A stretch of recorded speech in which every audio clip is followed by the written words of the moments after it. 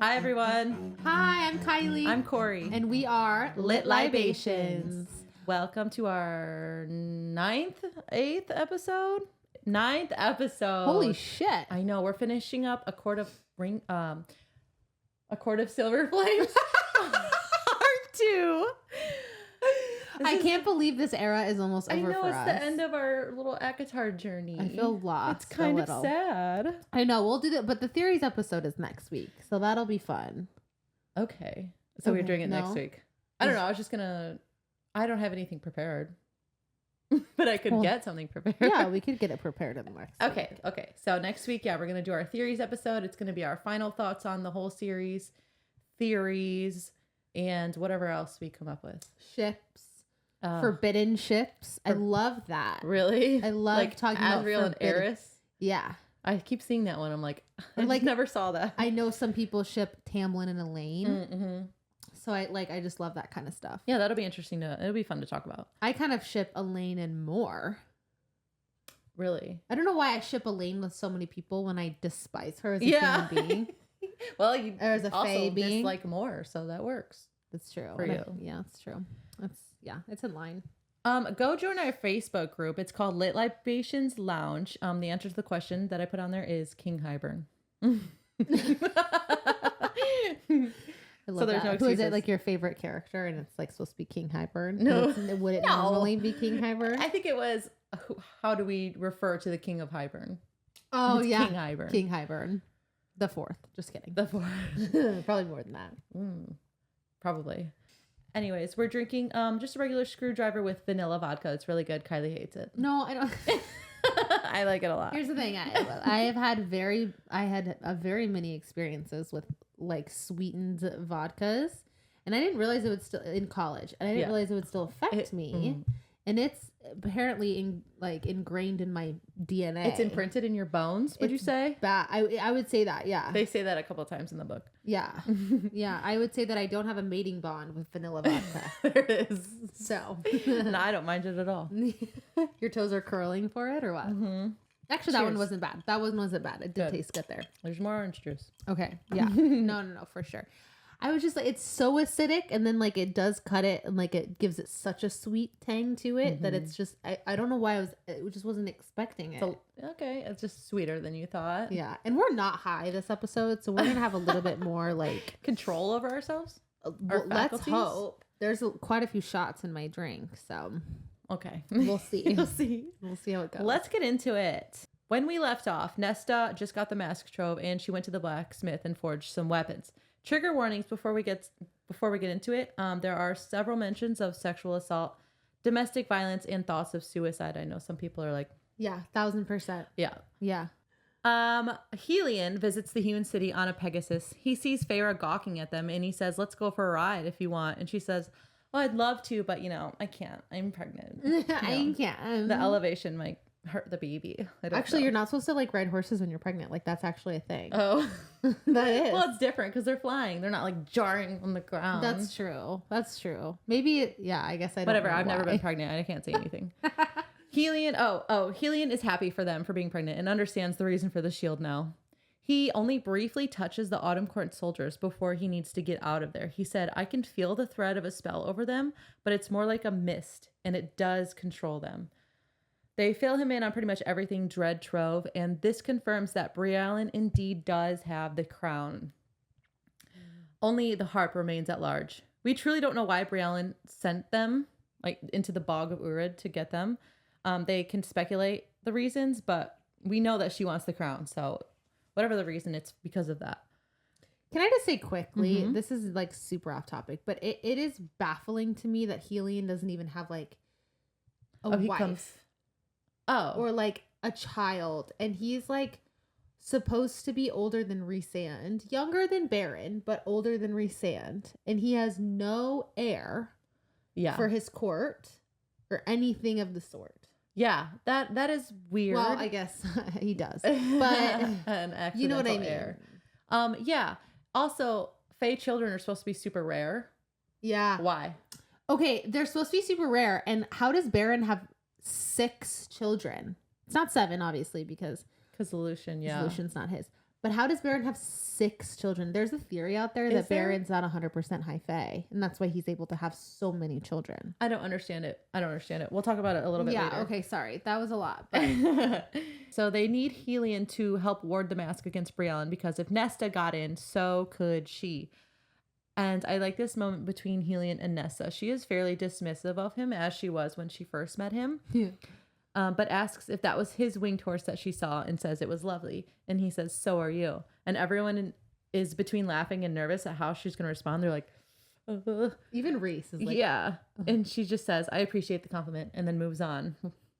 She's growing up, our little Nesta. I do love it. The mask affects Helion greatly. He's surprised Nesta wore it and survived. He thinks maybe an ancestor wore it, and now there's a warning imprinted in his blood, which I thought was pretty cool. Yeah, because he cringes so hard. Like, he can't even stand be in to the be same in the same room. Yeah. And it doesn't affect the others that way. Yeah. Helion wards the mask, and they use a drop of Nesta's blood. She says she doesn't want the unlocking spell in case she's captured by Briellen. The info can't be tortured out of her, but Cassian suspects that it's because she herself doesn't want to be tempted, which does come up a couple times. Mm-hmm. Reese wants Cassian and Nesta to confront Eris about the soldiers, which is super annoying. Why does Nesta have to be there? Why does Cassian have to do it? Yeah, I don't, because so we can see it happen, because it's from their point of view. I don't know. He says Nesta likes playing the game, and he's basically using her as a tool at his disposal. But both of them are like, fine, okay, let's go do it. Yeah. Azriel has a little fight with Feyre and Reese. He wants to confirm Briellen has the crown. Its power is too dangerous. The risk is too big. Feyre's basically like, I don't care, as your spies reports are useless if the crown is at play. We can't trust it. Yeah. Which is fair. Yeah, but he's like, I'm fucking going. And he looks at Reese and asks, are you okay with this? And he only says, she's your high lady. What she says is law. I literally don't have an opinion. That's what he said. Well, and I think too, like, in front of Feyre, he doesn't want to undermine her and her power, but what he's shown in his actions thus far is that her opinion is lower to his. Oh. In my opinion. Yeah. No, totally. Just in how, so when the fact that Azriel even has the audacity to look at Reese and say, are you good with this too? As if Feyre's opinion is not law, shows to me that that Reese himself has an established her hierarchy. As that type of, yes. Good point. I didn't see it like that. Helion breaks the tension by asking them to leave the room. He can't stand to be in the mask's presence anymore. Nesta admits to Cassian she's reading up on fighting techniques because she wants to build a female unit, and Cassian is hopeful because she's planning for the future. There's more sex here. Cassian again boldly assumes he'll hurt Nesta if he literally fucks her the way she wants him to. And I have heard that a time or two in my life. Is this where, did we already talk about this, where he literally was like, when he fucks her, he was like, do you like... No, that's your section. Is it mine? Yeah. Okay. That's later. Okay. He says this time, do you want my fingers, my tongue, or my cock, Nesta? And he fisted the last item for her, pumping himself in a slow, nearly painful squeeze. I hate that. He likes pain and pleasure. It's very, it's very aggressive. This is where he tells her to put her hands on the headboard, though. I think it's during the sex scene. And she does touch his wings in this scene. And he does say, put your hands on the headboard, which is fine, whatever. I like the line where he uses his knees to spread her legs wider. Oh my God, yes. That does something for me. I don't care about put your hands on the headboard. That doesn't mean anything to me. That is where, when he does say that, though, he does tell her to hold on tight. Yeah, he leans in and whispers, hold on tight. And I will never not think of fucking Twilight. When they say hold on tight, because this is not the first time. Hold on tight, spider monkey. I'm just like, it makes me feel like I'm back in a woods where Robert Pattinson is thrusting Kristen Stewart into like the different trees. Like, I just can't not think about that for the life of me. It takes you out of it. It'll take you out of it. Like, that's not sexy. If a man was like, hold on tight, I'd be like, okay, you know what? We should stop having sex. I have a tummy ache. I have to go home. Yeah. You are not Edward Cullen, okay? We're going to twinkle, twinkle now, okay? At this point, it's still just sex for both of them. And I'm tired of it. There's no way after this session would I even be okay with lying to myself that it's just sex. They have a connection. Oh, yeah, for sure. It's so obvious. Later at the river house, we learn Nesta had imbued those weapons that she forged at the blacksmith with some of her power. No one has been able to do this in 10,000 years. The last time it was done, its name was Gwydion. Yeah. Yep. It's a funny name. And wasn't the other one, what's the other one's name? Wasn't there two of them? Narbin and Gwydion. Yeah. Those names. Gwydion had been owned by a high king of Prythian until he had been betrayed by his own queen and his fiercest general, and the lands fell into darkness, never again to see a high king, only dozens of high lords. And this is like the second time we've heard of high king. The first time was during the high lords meeting. Yeah. And I remember you talking to me about high kings before I had started this book, and I was like, I don't know what you're talking about, because I didn't remember that storyline at all. Oh yeah. Which is funny. But because Tamlin was like, you guys be careful. They might be going for high king and high queen. Yeah. Which was annoying. Also, interesting to think of a high king or any of the high lords being betrayed by their queens or high ladies or what. So the queen, obviously he wasn't mated, because there's no way his mate would have done that to him. And obviously they were fucking.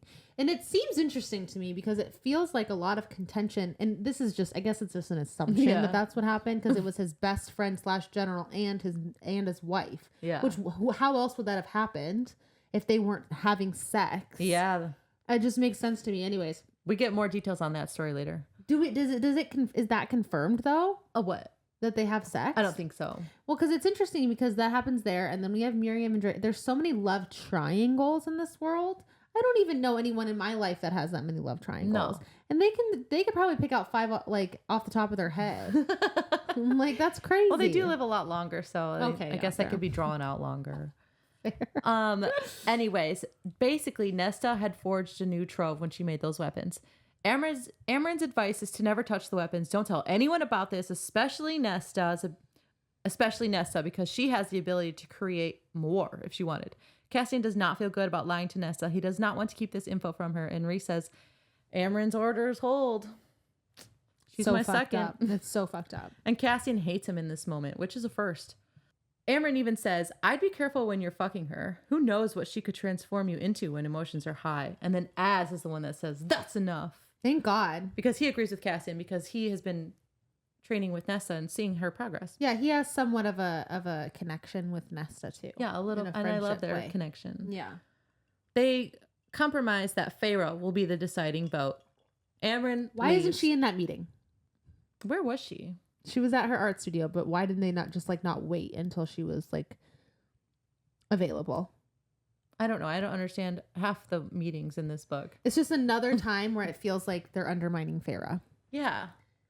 And I don't think she ever catches on. She doesn't care. No. It's weird. No, yeah. But it is super frustrating that they treat Nesta as so dangerous. They're not nice about it. They all know Cassian and Nesta are getting close. They can smell the sex that they had the night before on Cassian, and they might very well be mates. Like, Rhys knows that, and they're not considering his feelings or his truth about who Nesta truly is, which is like, I truly think that if she posed enough of a threat, he wouldn't think about Cassian for a second, and he would kill her. I think Rhys would kill Nesta. Yeah. Like, if she hadn't have gotten better, I think he would have disposed of her, because she is so powerful that there's no way that I think that he would have risked her going somewhere. Yeah, I mean, that makes sense, because because of her power is massive. Her power is massive. Yeah. She could have done a lot practically with it. Yeah, unstoppable. Yeah. Rhys admits he has no luck in finding a way for Feyre to birth her child safely. No luck with their winged allies. He begged Helion on his knees to search his libraries for a solution. It's eating him alive, and he doesn't want Feyre to feel fear and take away her joy. Okay, we'll get into that later. Yeah. Amren said, don't unsheath those weapons. So after she left, they unsheath the weapons. I love it. I just love it. I love it. She comes back and says, Narbin was the name of another cauldron-made weapon that Amarantha had thrown into the sea. So we have Narbin and Gwydion. Which is silly names. They're so silly. She tells Rhys he could be High King with these weapons. They all try to convince him how good of an idea that is, how easily the other High Lords would yield. They think it gives them a better chance of taking on future enemies. Amren says, it is not a coincidence that these weapons are here now. The cauldron wants you to have them. And be warned, it will seek someone else if you deny it. So that's... And then Rhys doesn't decline. What he says is, not now, not in a century. So 2 centuries? Potentially. What's 200 years to Rhys? Right. But he does say, no, I'm not entertaining this idea right now, basically. Yeah. That's a lot to think about. Yeah. Cassian, I think he will eventually. You think he will eventually? I do. You think we're going to get a story 200 years from now? No, I think it will happen sooner. I think the timeline will get expedited, but I definitely feel like it is something that's on his mind. It's definitely not the first time he's thought of it. I think he would be interested in it, but there's a theory that floats around there that he's waiting for his heir. He needs an heir. Like, you can't just establish yourself as a king and not have anything to pass it on to. It just doesn't make any sense long term. That makes sense. Yeah. I think if Nyx and Feyre survive, I think he would 1000% make that move. He's like, I have a lot of hurdles to jump over before I can think about that. Right. That makes sense. And that's fair. Yeah. Now. Yeah. But once that's cleared, I think he would sprint to it. Okay. I truly do. Interesting. Cassian and Nesta are in the spring court to meet Eris. They tell him they're like, all but 2 of your soldiers are dead. Sorry. Eris is pissed and annoyed Cassian couldn't save more than 2, and he hasn't pegged here. Cassian didn't try to save more soldiers. His bloodlust took over.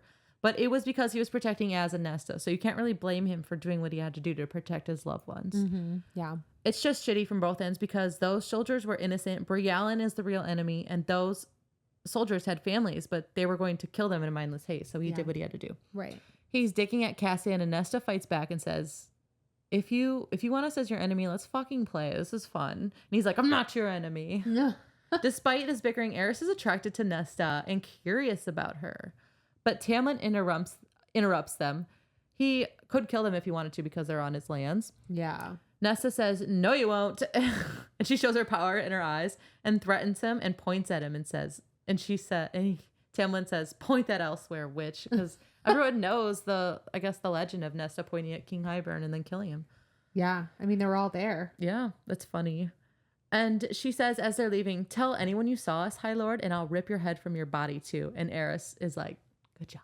He's like, yeah. Because he's really scared. See you later. He's really scared of being caught because he was caught colluding with them. Yeah. Later, she's brooding in the library, wishing to talk to Gwyn, but she doesn't know where she lives. She thinks about Tamlin and how shitty the spring court is, and how she's starting to actually think of her place here in the night court as home, which she has never thought before. She thinks she sees a shadow down in the pit of the library, but Cassian interrupts her, and it goes away. And they agree that Tammy is a big piece of shit, and so is Eris. Yeah.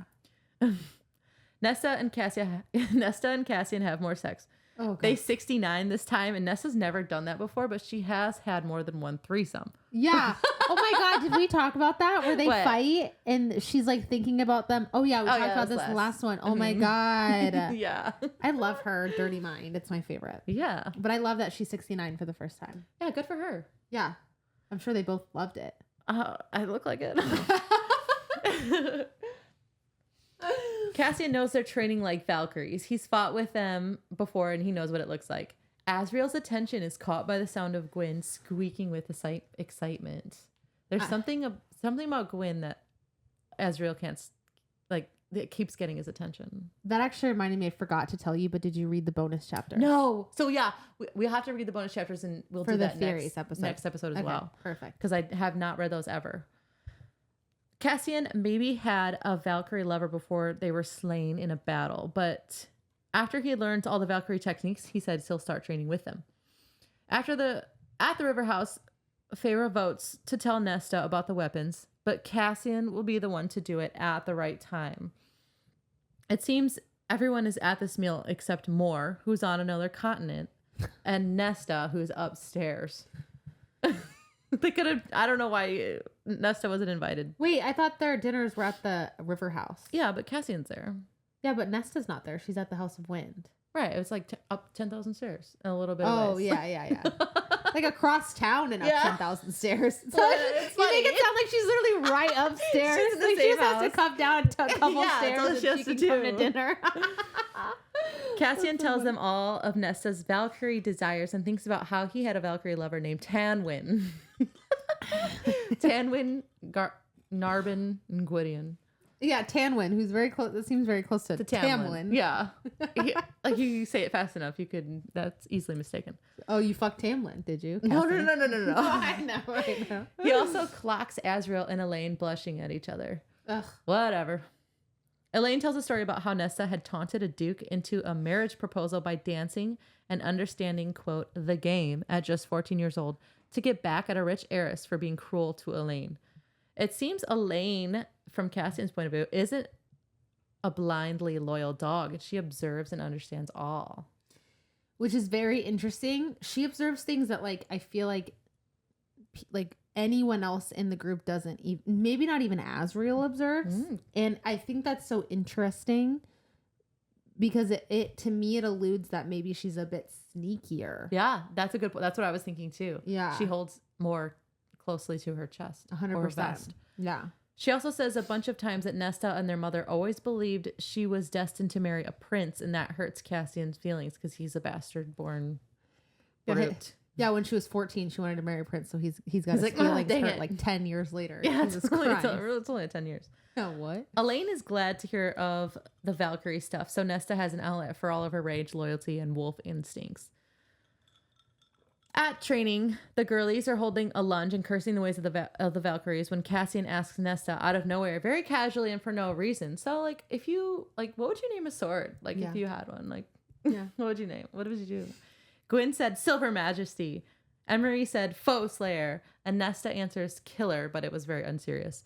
And he's like, no. Like, what would you name a sword? Like, for real, I'm really interested. Like, what would you name it? Tell me. But she's like, what the fuck? Why do you want to know that? She confronts him after the lesson, and he tells her about the weapons she made. But she only hears him say, we. We don't know the extent of the magic. We're here already. This was a tough part.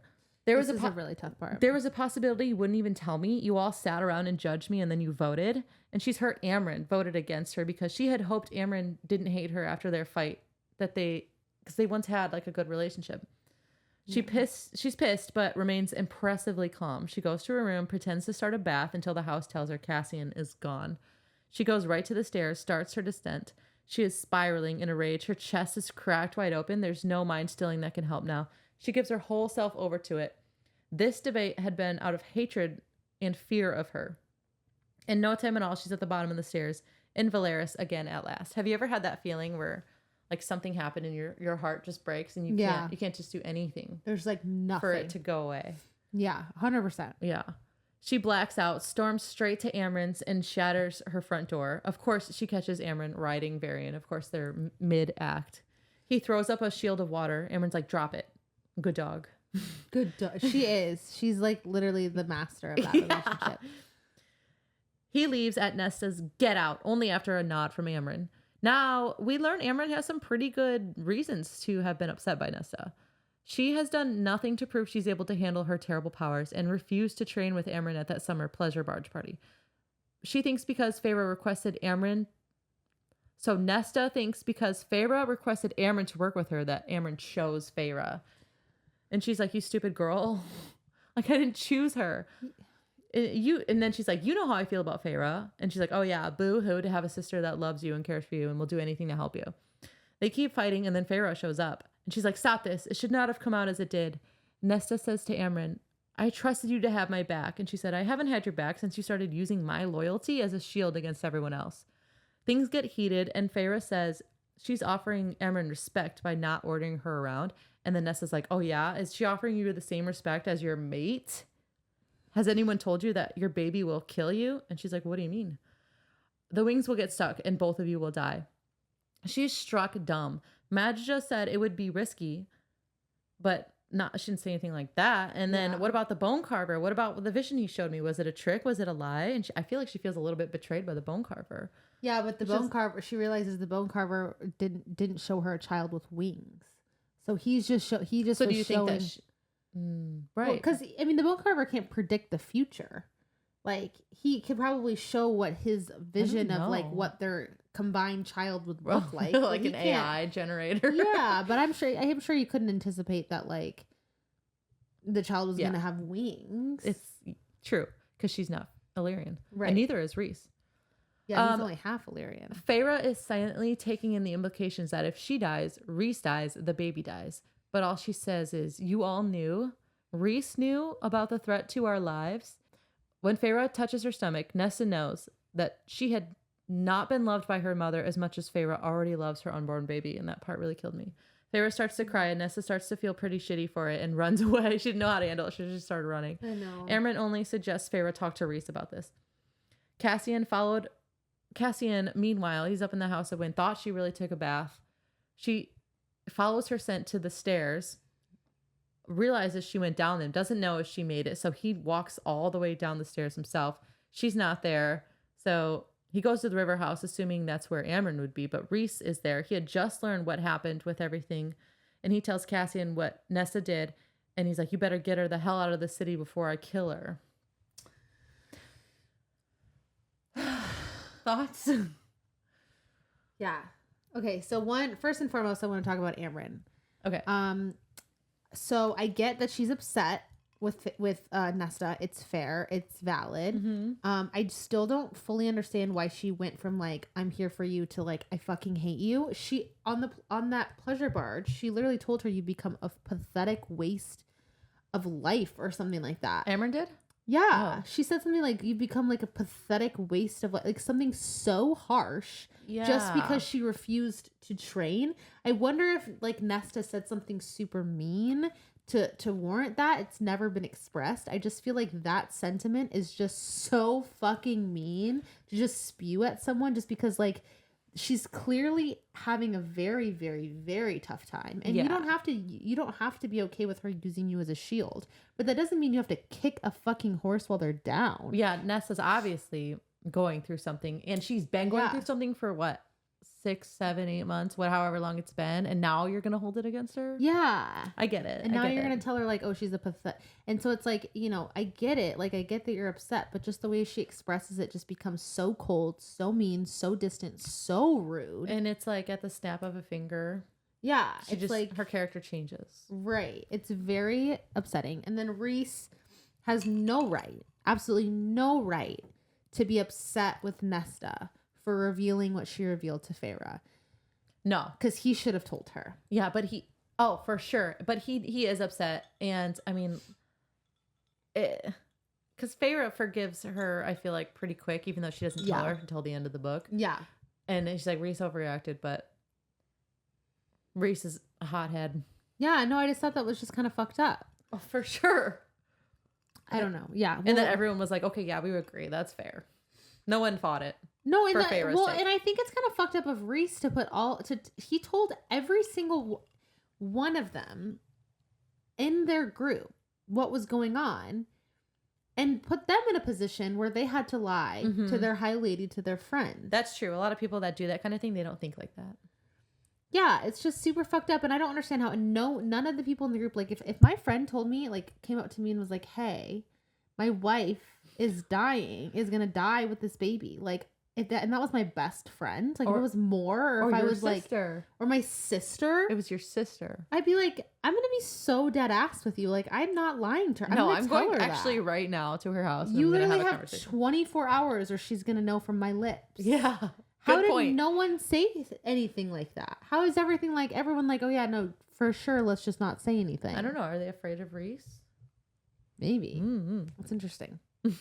That will always baffle me. Yeah, no, for sure. How like no one was like, this isn't a great thing that we're doing. No. Yeah, no, that's crazy. Okay. So Cassian goes out and he tries to go find Nesta, and she's like running towards what he assumes is a bar. It's funny because he like finds her running down a side street, like just sprinting down a side street. Sprinting. And he like sneaks up on her and grabs her and picks her up and takes her.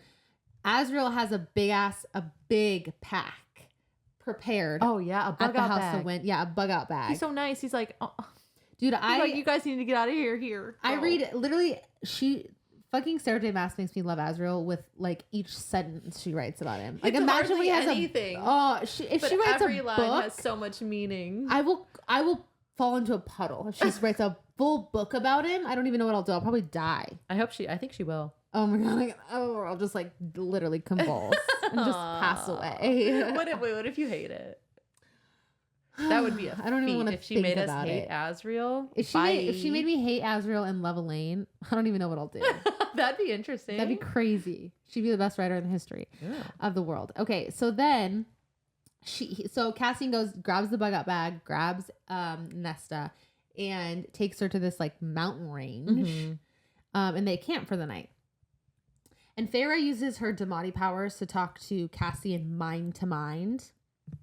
And she's basically like, Rhys overreacted. And she's like, listen, I'm fucking pissed at all of you.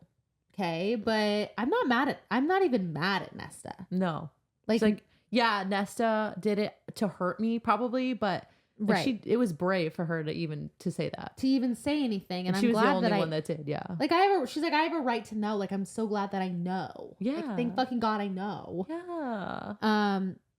And I guess, I mean, she's mad at them, but she's like, still forgives them. Like, I truly never understand how she forgives them so easily. It's one of those things where she says something, we're reading something. Okay, she says, like, I'm mad, but we never see it. No, that's fair, said, but it's not shown. There's nothing I feel like that could have been said to me from Rhys if I was Feyre that would make me forgive them within this. It's been less than a couple hours. Oh, that would make me forgive them that quickly. She literally Damatis to Cassian like that night that they leave. I didn't realize she forgave everyone already. Well, she didn't like. She said, "I'm mad, but like I'm glad I know." Mad, but she's like still talking to Rhys right there. I would have left. Oh yeah, that's right. Rhys is in the same room, like and literally. Oh, that's right. Yeah, this is way worse than anything Tamlin's ever kept from her. This is worse than anything anyone's ever done to her, in my opinion. This is horrible. Yeah, maybe not Amarantha did worse things. No, but like my point is like. For people that claim that they care about her, this is the worst thing. Yeah. In my opinion. For sure. And so Feyre tells Cassian, she's like, I want you guys to come home. And Cassian's like, no, we're going to stay out here and we're going to hike for a couple of days. Nesta needs at least 5 days right now. Yeah, Nesta needs some time. And Rhys is like, Feyre's like, Rhys wants to tell you that like, you know, I'd be fine if you guys came home, but he's secretly happy that she's going to be out there hiking. Fuck off, Rhys. You also need a fucking hike, okay? For real. For 5 to 6 to 7 months, you lying piece of shit. The entirety of her pregnancy.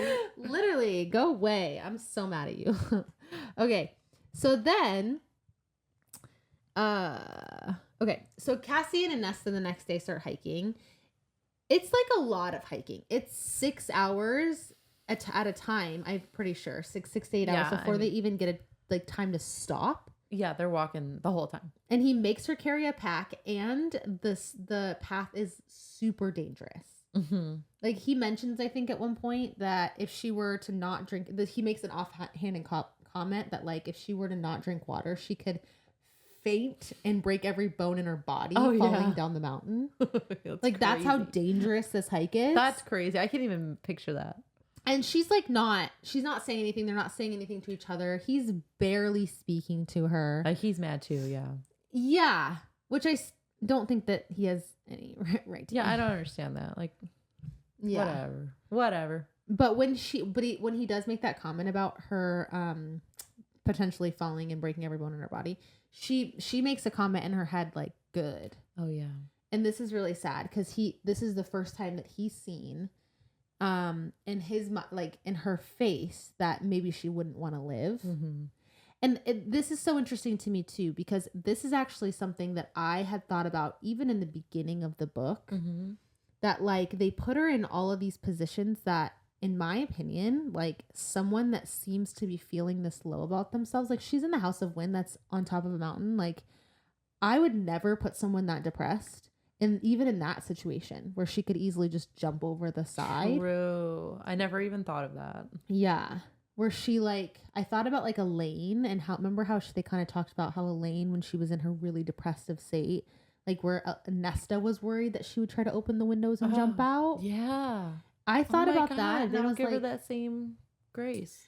Right. I was like, every situation they put her in, it seems like they kind of want, like they push her to the breaking point. Like they want her to like, to do something like that. It feels like to me because I never got that, but that's interesting. Yeah. I don't know. Maybe it is just even the places that they're at, but like this hike is so dangerous that she really could just, if she wanted to. Yeah. And she is at that point, and it makes me so sad because I'm just like, That's horrible. Yeah. Sorry, that got really sad for a second. But it is really sad. Right now she doesn't care whether or not she lives or dies. She lives or dies. Yeah. They hike for 2 more days, and Nesta still hasn't said a word. Mm-mm. Cassian is also barely speaking to her, just like passing by comments, even though he literally saw in her eyes that she like doesn't want to live anymore. He's like still barely talking to her, which is absurd to me. I just got to keep walking. Yeah, this is like where I kind of got a little annoyed with Cassian is during this hike. At one point she sprains her ankle, and like Cassian has supersonic hearing, and I know he knew that she sprained her ankle, and he doesn't even like notice or care. And then almost directly after that, she faints because she hasn't drank any water. Yeah, because her canteen is in her back, but it's too far to reach. Yeah, and she just doesn't even care to like take the time to stop. And it's all of these things where it's like, is no one truly... I don't know. Obviously, on her side. Obviously, maybe it's one of those things where it feels almost like if you haven't maybe been through like I don't know. Maybe I can't even say that, but like maybe if you haven't been as low as like that, you wouldn't maybe be able to point it out in the moment. But like, because so maybe Cassian's never wanted to just die. Yeah. So maybe he can't point it out in her until he sees literally that moment. But he did see it a second ago. Yeah. I don't know. I just, in all these moments, I'd be so worried. Like, I just can't imagine. I can't picture not being worried like that. I don't know. This is a fictional character. I have to remember. Yeah. This is not real. Okay. Moving on. It's fun to talk about though. I know. So she faints because she hasn't drank any water. So they decide to camp there where they are that night. And there's a voice in Cassian's head that's still telling him like, go one more hill, one more day. Like you can just keep going, basically. And then the next day they finally make it to the lake, and Nesta breaks down crying and finally speaks. Yeah. I think this is so annoying, this book, to me sometimes, because even for all the shitty things that they do for someone that's like so fucking depressed, everything that they're doing is working somehow. Oh, yeah. And it doesn't feel like it should. But it is. Right.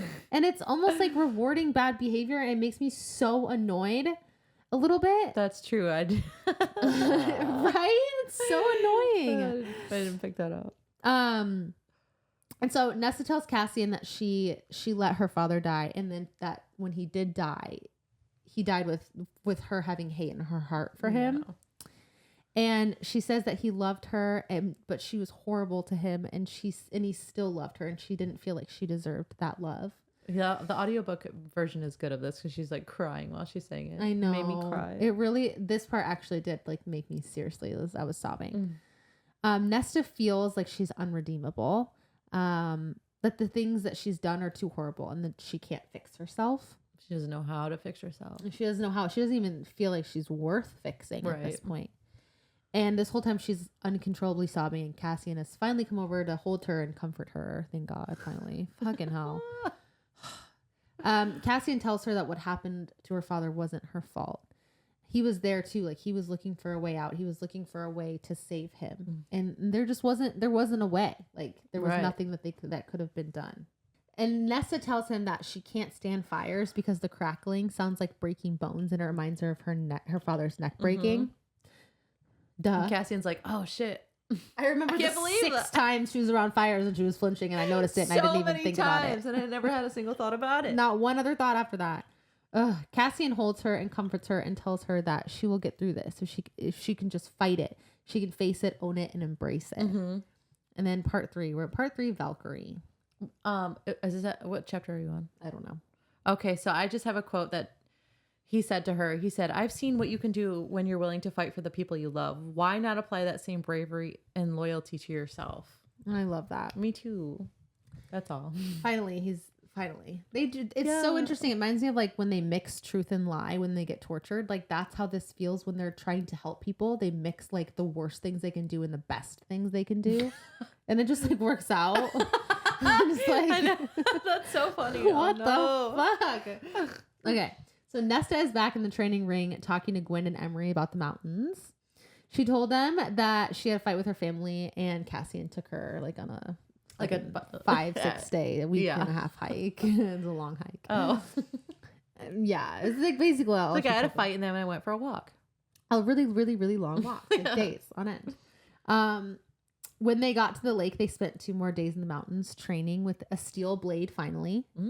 And fucking everywhere. Literally everywhere. All the time. In Constantly. The water, on the shore, over a boulder. Oh, yeah. On a rock, yeah. On a rock, in a tree. All over the fucking place. In the skies. No, that's reserved Reese for Reese and Farrah's thing. Okay? Gwen is tying a ribbon to a beam, this is so funny because they even make a comment about like how did they get the beam in the solid cement? Which how do they even have cement? But it's fine, whatever. Whatever. And this is another Valkyrie test to show whether or not their training is complete. Complete. Got to cut the ribbon, and they're like, okay. Yeah, if they cut the ribbon in half, they're essentially battle ready. Emery tries. She goes first because she's the oldest, and she fails. And then Cassian, of course, has to fucking show off and cuts the ribbon. And he's like, I'm Valkyrie ready. Cut the ribbon. Yeah, I'm Valkyrie ready. Oh my God, I've done the blood right, but I'm also Valkyrie ready. My name's Cassian. I'm here. He's like auditioning. No. They do keep at it, trying to cut the ribbon over multiple training sessions, but to no avail. It kind of gets embarrassing. No, it doesn't. I'm just joking. No, it doesn't. I don't think so. It's not embarrassing. Nesta is down in the library one day and she asks Gwen to go to the evening service that the priestesses hold. Oh, yeah. Because she's missing music. Music is a huge part of Nesta's life. It is. And I very much relate to Nesta in that sense. Oh. They have a discussion where Nesta opens up a little bit about why she's in the house of Gwen in the first place. Basically, her family was so sick of her behavior that the training and the working in the library is supposed to help her manage and change her feelings and things like that. Right. Where Gwen reveals basically that she understands and that she dreads the day that Nesta and Emery find out her history, that she feels that they won't ever look at her the same way again. Which is really sad. Yeah, I'm going to cry when we get to her story. Me too. And it's my section and I was like... Dude, I cried listening to it. It's hard. It's sobbing. A hard part. Oh my gosh. Nesta attends her service later that evening, and surprise, surprise, Gwen likes to sing. She's a singer. I love it. She was in the choir. She was in the choir. Wasn't that what it is? Is that what they said? No, it doesn't say she's in the choir. They say she's like part of the group that's singing. But isn't that a choir? Yeah, I just imagine like when she was in school. Yeah. She was in the choir. Yeah.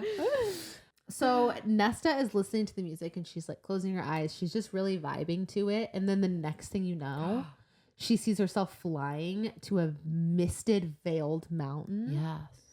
And then she's inside it. And she sees a towering carved gate that she goes through and follows a dark path down, down, down until she gets to a cavern where there's a carved black rock with symbols etched into it. And on the floor is the golden harp. She realizes that she used her bones and the stones of the mountains as scrying tools. Her own bones. Her own bones. You don't even need any other bones. Body. Yeah, that's it. And she found the location of the harp as she was listening to the music, as she was vibing. Mm-hmm. She's like, accidentally scrying. Yeah. The harp speaks to her, trying to get her to play it and join her voice with it, that they will open doors and pathways together so they can move through space and eons. So fun. I love the harp. That's crazy. I also do love the harp. Yeah. It's my favorite treasure of the trove. Castian goes to Reese and tells him Nesta believes the harp is beneath the prison. And he's like, she's never even seen the prison. And he's like, it doesn't matter, Reese. It's underneath the prison. Okay? Listen to my girlfriend. Okay? Yeah. My girlfriend knows everything. She's literally part cauldron. Okay? True. Reese gives... I hate this part. Reese gives him the great sword that Nesta made and tells him to take it with them. Yeah. With them. And he wants to know what will happen if Nesta uses it, which is like so... Just an experiment. Fucked up. Yeah. Because he just wants to know because he's curious. Yeah, well, Amaranth's like, don't touch it. Like, she's scared when anyone else is like, oh, don't touch it. And he's like, you know what? Give it to Nesta. See what she does with it. What? True. Good point. She might destroy the prison, but... She might destroy the prison. She might die. You might die. Yeah. Everyone might die. But... Wow, give it a go. Give her a go. See what happens. The fuck? Reese. He really sucks in this book. And in the last book. And in the book before I was like, this is the last book. Oh, yeah. The past few books. Yeah. Cassian and Nesta head to the prison the next day. She's surprised Reese gave her the sword because I think she sees it as more of like something positive. Well, no, but until the next line where he's like, he wants to see, and then she was like, oh, so he wants me to be the test subject. Oh. She literally says something like that. And then she's like, oh, whatever. Dude, Nesta clocks him every time. She does. And I love seeing Reese through her eyes. Yeah, I do too. Nesta wonders how Amren didn't go mad during her 10,000 years in the prison and then was like, ugh, she hates me. She spent 10,000 years here and she doesn't like me. That's fucked. Ugh. They go through a rock near Lanthus's cell, which was a secret chamber, and the harp is there through an archway. Nesta thinks she can go in unnoticed because, as one says, like calls to like. He wants to follow, but she guilts him into staying, and she goes in alone. It's like walking through mud, walking through the wards, and they feel very ancient, but no traps go off. They ponder how the harp got there and who put it there, but no one knows. The island the prison is on might have been an 8th quart, but Cassie doesn't recognize the rune that's on the ground. I thought that was interesting. It might come back later. That is something that I'm so interested in. That the 3 mountains, they talk about it later. I'm so interested in that. Okay, yeah, because they are like all they're sister mountains. Yeah, I'm like passionate about it. Cool. Sorry. For more in the theories episode, do you have something to I don't say? even have a theory. I just think it's interesting. Maybe I can find one. Yeah. The harp is sitting in the middle of an 8-pointed star, and she has a feeling some other vast force had brought her here. When she touches the harp, she has a vision. She can hear Faye screaming and scratching at a door that's no longer there, begging for their children to be saved. Then there's a flash of light, and then she's in Briellen's palace, and Briellen is there with her crown.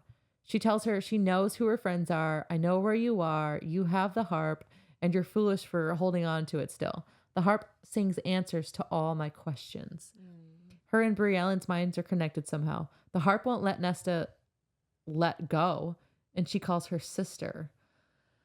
The harp tells her the first few strings are for games, light movements, but the longer ones for great and terrible monstrous magic. She's like, shall I show you?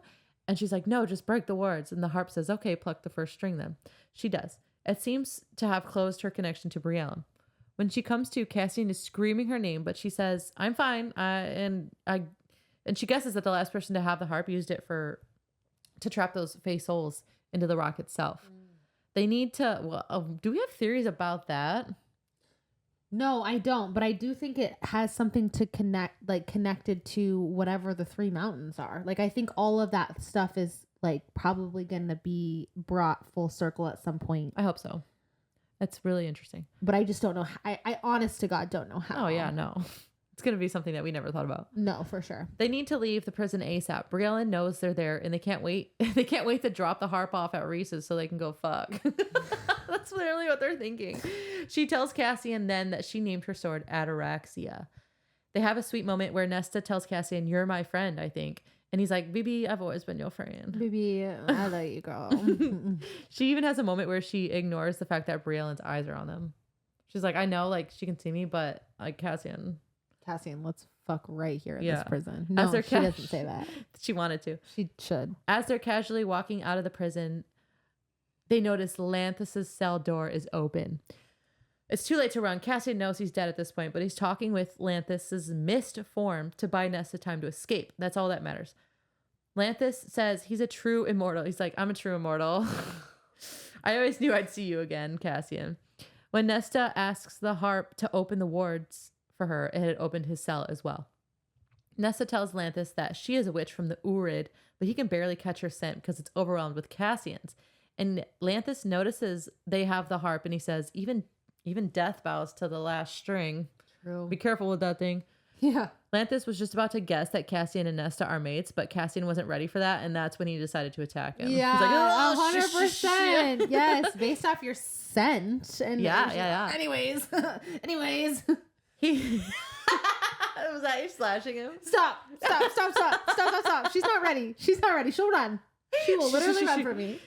He throws Nesta a siphon so she can see on her way out and says, run. She does run, but knows Cassian might be dead by the time she's able to signal Reese, and she has to use the harp to try and save Cassian.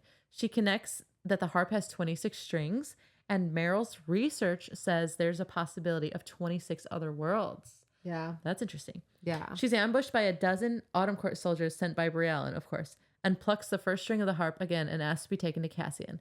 It works. He's fighting Lanthus. Lanthus throws Cassian into a wall and he doesn't get up again. She gets thrown too, but lands near him and shields him with his body. She shields him with her body. But instead of waiting to die like she did against the King of Hybern, she attacked Lanthus's mist with her maid sword, Ataraxia, and he turns into a hot blonde guy. A hot, short blonde guy. He's a short king. Yes. Yeah. And he's afraid of Ataraxia. He's like, which death god are you? That's not Narbin. That's not She's Narbin. like, no, nope, this is Ataraxia. And he laughs at that name, but she uses his fear of the sword against him. He's like, who are you? She's like, no one. And he's like, whose fire is in your eyes? She literally has no clue, but she's like, you know whose fire is in these eyes. And he's like, oh shit, you're Nesta. Like, we've heard about you down here. The sea and the wind whisper your name. He's like, oh shit, we could do some crazy shit together. We could do a lot. Let me show you, my queen of queens. This vision of Lanthus is a lot, and I didn't want to summarize it, so I just quoted directly because it's really cool. Yeah. We shall rebuild to what we were before the golden legions of the Fae cast off their chains and overthrew us. We shall resurrect the wild hunt and ride rampant through the night. We shall build palaces of ice and flame, palaces of darkness and starlight. Magic shall flow untethered again. Nesta could see the portrait Lanthus wove into the air around them. She saw herself on a black throne, a matching crown in her unbound hair, enormous onyx beasts scaled like those she'd seen on the hewn city's pillars. You know what else? Reese's beast form. Looks like the beast on the hewn city's pillar. No one puts that together. Reese's beast form. So that is interesting. And those are supposed to be the hounds of the greater people that used to rule. The Daglin, I think they're called. Yeah. Okay. I have another thought, but continue. Okay. So those hounds lay at the foot of the dais that they're at. Ataraxia leaned against her throne, and on the other side, Lanthus sat there, his hand laced through hers. Their kingdom was endless, their palace built of pure magic that lived and thrived around them. The harp sat behind them on the altar, the mask too, but the golden crown wasn't there. It rested atop Lanthus's head.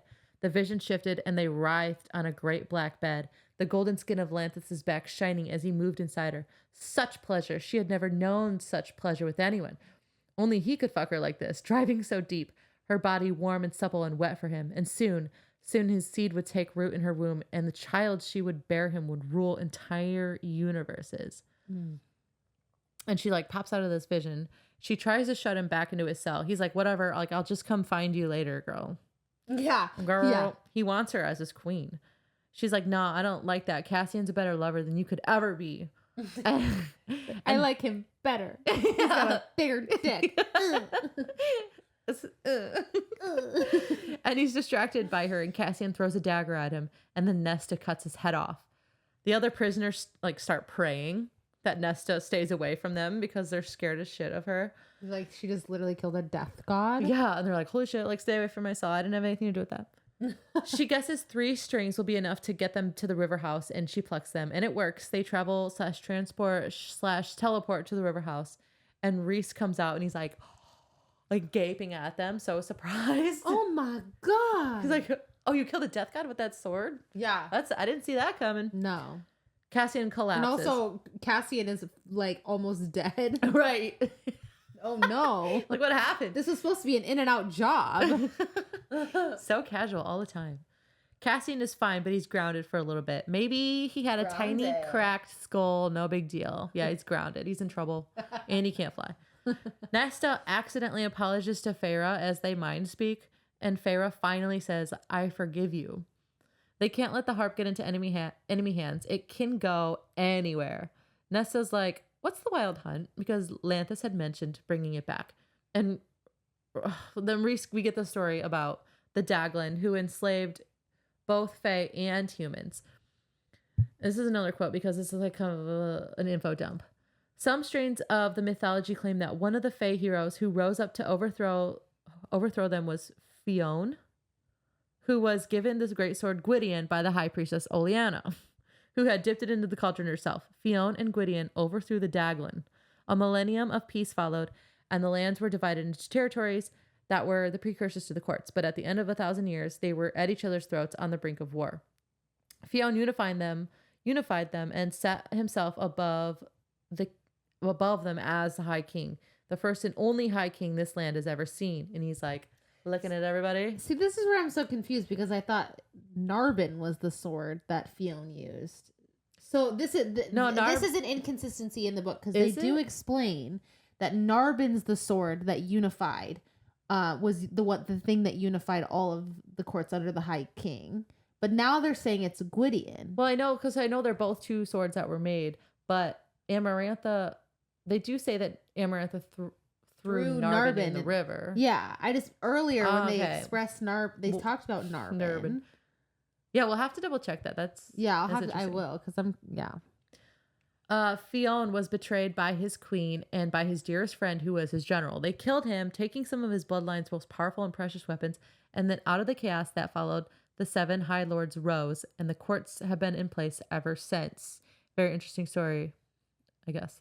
Yeah. They muse how Ataraxia forced Lanthus out of his mist form, and then Cassian was able to get him with the dagger. Cassian is like, okay, but what about the Wild Hunt? Because that was the original question. Yeah, why aren't you answering the original fucking question, Rhysand? He said the Wild Hunt was a way to keep us all in line. They'd gather a host of their fiercest, most merciless warriors and grant them free reign to kill as they pleased. The Daglan possessed mighty, monstrous beasts, hounds, they called them, though they didn't look like the hounds that we know, that they used to run prey to ground before they tortured and killed them. The hounds look like the beasts in the hewn city, Nesta said quietly. No one really reacts to this. Rhys is just like, I'm not going to say shit because that's even though Farrah literally my form. Yeah, Farrah describes in the last book Rhys's beast form as the same that are carved into the hewn city. We'll have to talk about that next episode because I don't know what that means. I truly really don't either. Like I have a couple theories. He's a hound dog, but I don't know. It's crazy. The 4th object in Lanthus's vision to Nesta that was shadowed and vaguely resembles ancient bone, but no one has an answer to that. They don't know what that is. So basically, they thought that there was a 4th object. A 4th trove. Yeah, but they're like, I don't know. Yeah, I think it could be hidden in Ramiel. Oh yeah, because there's like hidden chambers beneath every mountain in the Lillierns never explored inside Ramiel. Yeah, Briellen wants the mask and the harp. While they have it, they're just going to defend them. They're not going to go on the defensive and go for the crown, says Farrah.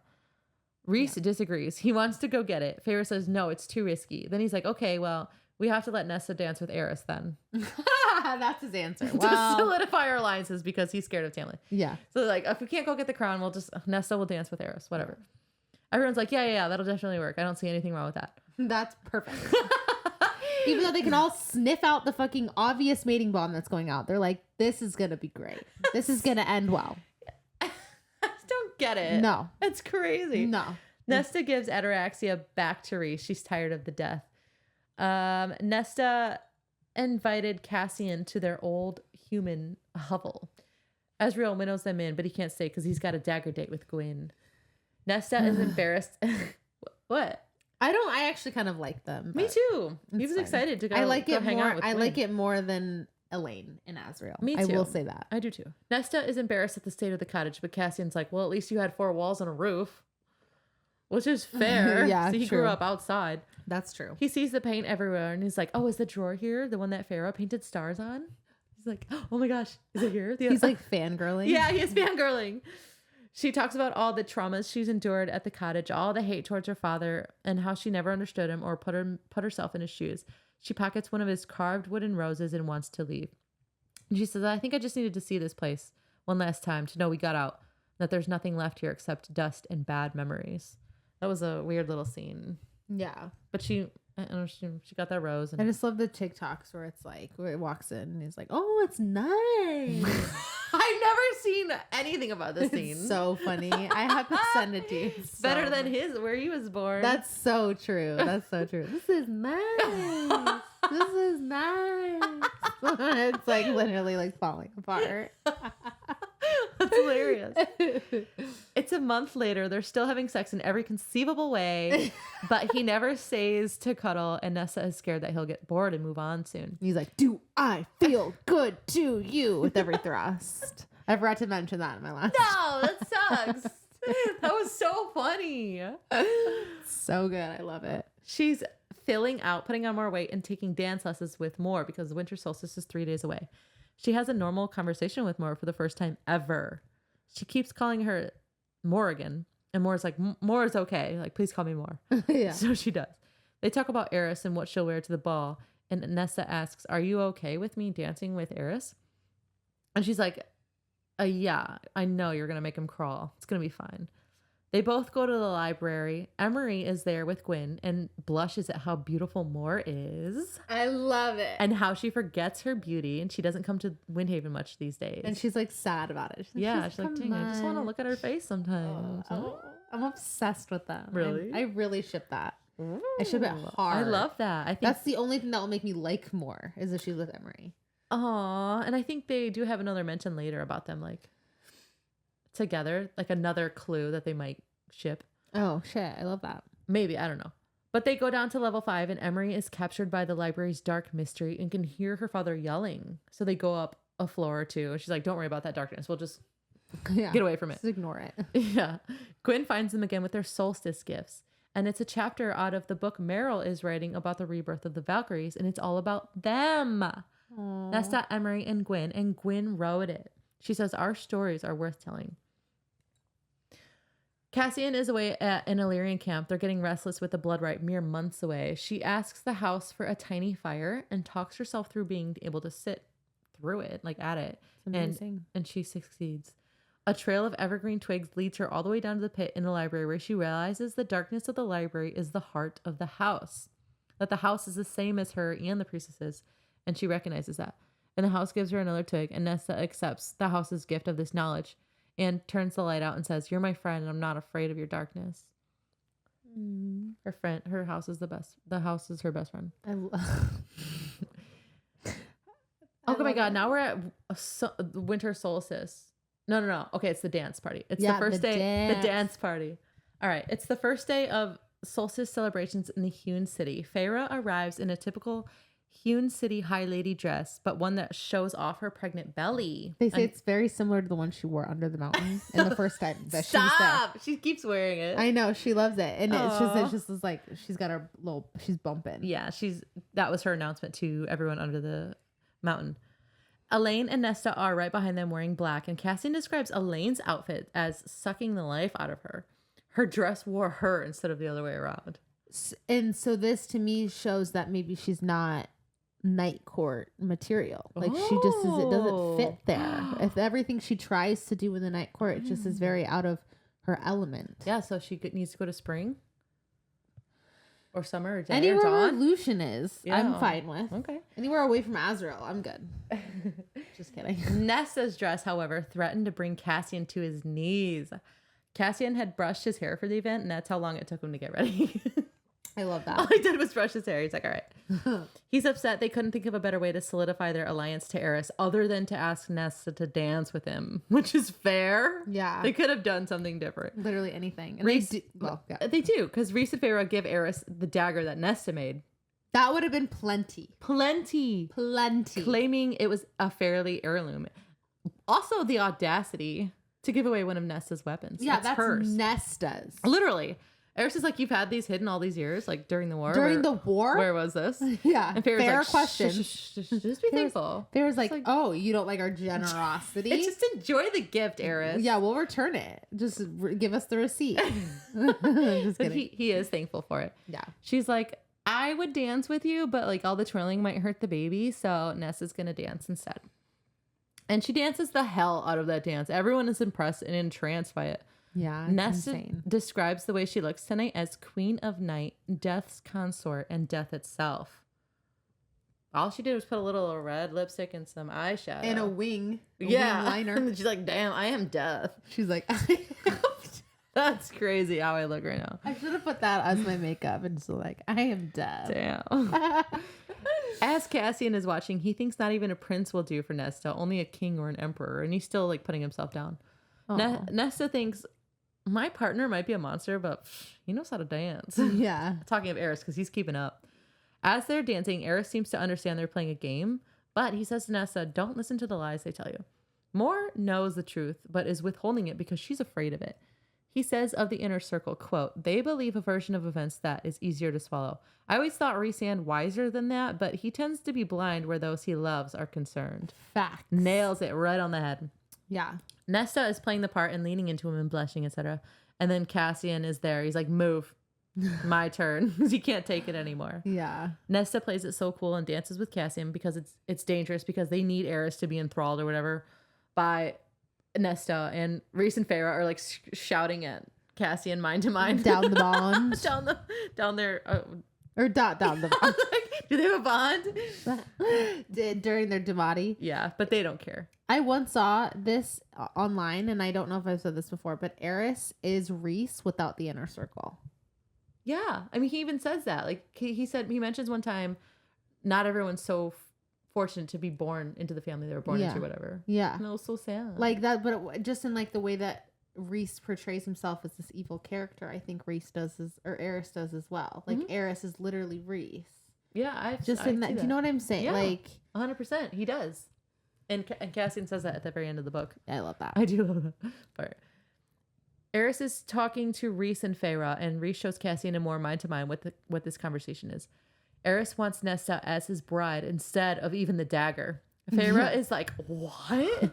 Like, you like Nesta? They have 3 dances Our together. plan worked. Our plan worked? A little too well, apparently. But he says he has his reasons for wanting her, which I can't imagine what they would be. An heir. But why Nesta? Like, I don't know. Because his plan is to move up the ranks to be High Lord, so he's making his moves accordingly. That's my thought. So do you think he wants someone from the Night Court to solidify their alliance because he's jealous that yes, I definitely think it's partly to solidify an alliance, but I also think that he wants someone that's going to be powerful. Definitely. To create powerful offspring. I mean, at the end of the day, it's all about like keeping the legacy. Yeah. Right? So it's like, if he's going to become High Lord, he's going to have to also have in line something to come through. Selfish to ask for Nesta in that regard. Yeah, but I think he also sees from what Nesta portrays to the world that maybe she's also a bit cold-hearted, cold-blooded, and a little bit like savage. Yeah. And so maybe he sees that she would potentially be open to a transactional relationship. Oh, interesting. Yeah. Not noting the situation that's going on with Cassian because their scent is also glamoured by Rhys. Oh, okay. That makes sense. That's where I was caught up. I'm like, everybody knows. Okay, now we're at Solstice. Cassian and Nesta show up to the party together. Elaine is the first to greet her. Surprised she came. She's like, yeah, Cassian said it would be good, so I'm here. And she's like, did Feyre pay you again like last year? See, this is where I fucking hate Elaine, because why would you say that? There's no reason. She's making so much progress. Don't push her down. She always does this. Elaine always does this. She always does this. Nesta says no. And she's like, please don't upset Feyre. It's her birthday. Like, why would you Nesta say said, that? Fuck you, Elaine. And then she laughed. And Nesta was like, oh no, I shouldn't have said that. I'm so sorry. And she's like, you've never spoken to me like that before. I think that's a good sign, isn't it? Yeah. She's like, fuck you again. Yeah. No, just kidding. That was me. Azriel and Elaine exchange a glance, and though it was neutral, something charged went through, and Elaine's breath catches. Whatever. I am a Gwen and Azriel stan. I'm not really a stan of anyone with Azriel because I want Azriel to come into our world and be my mate. But if I had to pick anyone in this world, and if I'm not in it, which it would be Gwen. Devastating. It's devastating to think about anyone with him, but besides me. But it's Gwen over Elaine. For sure. They go into the party. Lucien, Rhys, and Cassian seem to be arguing over a sporting event, which is interesting. We have not heard any sports. I was going to ask you that. Like, what's sports? I was going to ask you that. Quidditch is the only thing I can think of. Soccer. Which is so football. awesome. Yeah. I don't know. I don't know either. I want to know. Someone I do too. Draw it. No. Nesta and Amren are still ignoring each other. Whatever. Tamlin is taking Feyre's pregnancy as you'd expect, according to Lucien, although we don't get details on that. Bassa and Jurian are at each other's throats, according to Lucien again, and they are going to be lovers, I think. I think either Jurian will end up with Vassa or Lucien will end up with Vassa. I hope it's Jurian. I agree. Because they're enemies, and I love an enemies to lovers. I do, actually. I kind of want them to have a book. Yeah. I love that. Yeah, and she's a firebird. So that's interesting. Moore asks to join Nesta and the girls to train as a Valkyrie when she's done with all this Valiant business. I love that for her. And Nesta's like, for sure. Azriel is still brooding in the corner 2 books later, but now it's over Elaine and not Moore. Oh my god. He wants what he can't have, and I honestly feel like he doesn't actually even like any of these women. Like, truly, I just feel like he just wants what he can't have. Like, I feel like an available woman comes by that's probably just as gorgeous and stunning and amazing as like Elaine and Gwen. Whatever, like Gwen's available. Elaine is beautiful, like, yeah, or more. Okay, let's say Elaine and more. And he's like, oh yeah, like I want that because I can't have it. But then like you get Gwen, and he's like, oh my god, blinders on. Oh my god, I can't even. She's available. He does. He like tries so hard to ignore her, but like he can't help but turn his head when she laughs. But even in a way, though, Gwen isn't really all that available because she's still kind of working through all the shit that she's been through. Yeah, so she's actually even not really emotionally available as of now. No, yeah, 100%. So it's interesting. We'll see what happens. I hope. Yeah, we'll see. Cassian's gift to Nesta last solstice was a book that would fit in the side of a doll's hands. It's very small. One of the first printed books in existence, not even meant to be read. Which is so funny to imagine her opening that and what you would think. But I said this little piece of history, it's gone forever. Yeah, he chucked it into the river. Yeah. Here's what Cassian received for solstice. From Reese, an ancient manuscript on warfare. Azriel, a bag of jerky.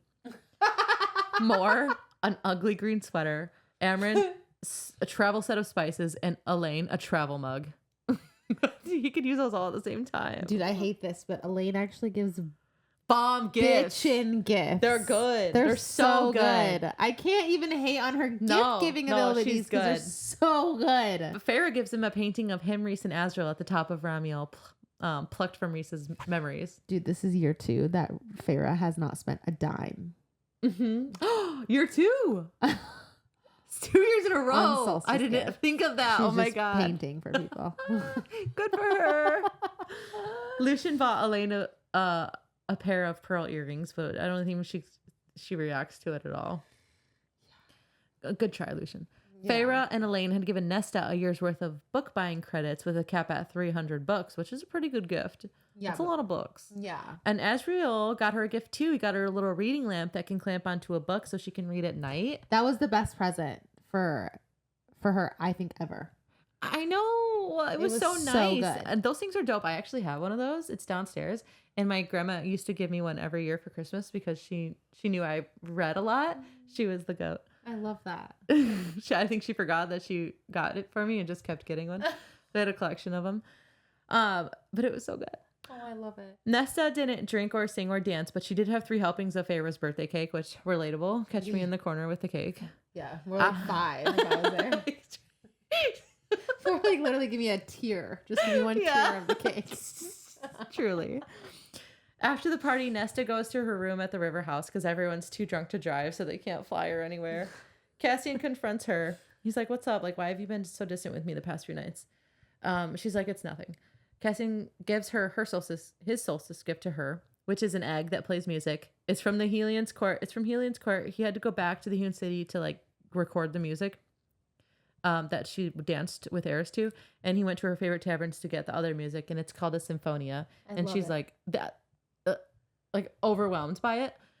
It's the most thoughtful gift. I was crying when they were explaining it. It was really sweet. And Nessa is crying too, but something cracks in her chest and she can't accept this gift.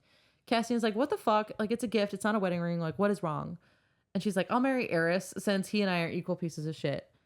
I deserve that. Not you, Cassian. You are good, brave, brilliant, and kind. I want to kill everyone that's ever made you feel less than, but I'm a part of that group and I hate it. You are everything I've never been and will never be good enough for, and I don't deserve you. I paraphrase that.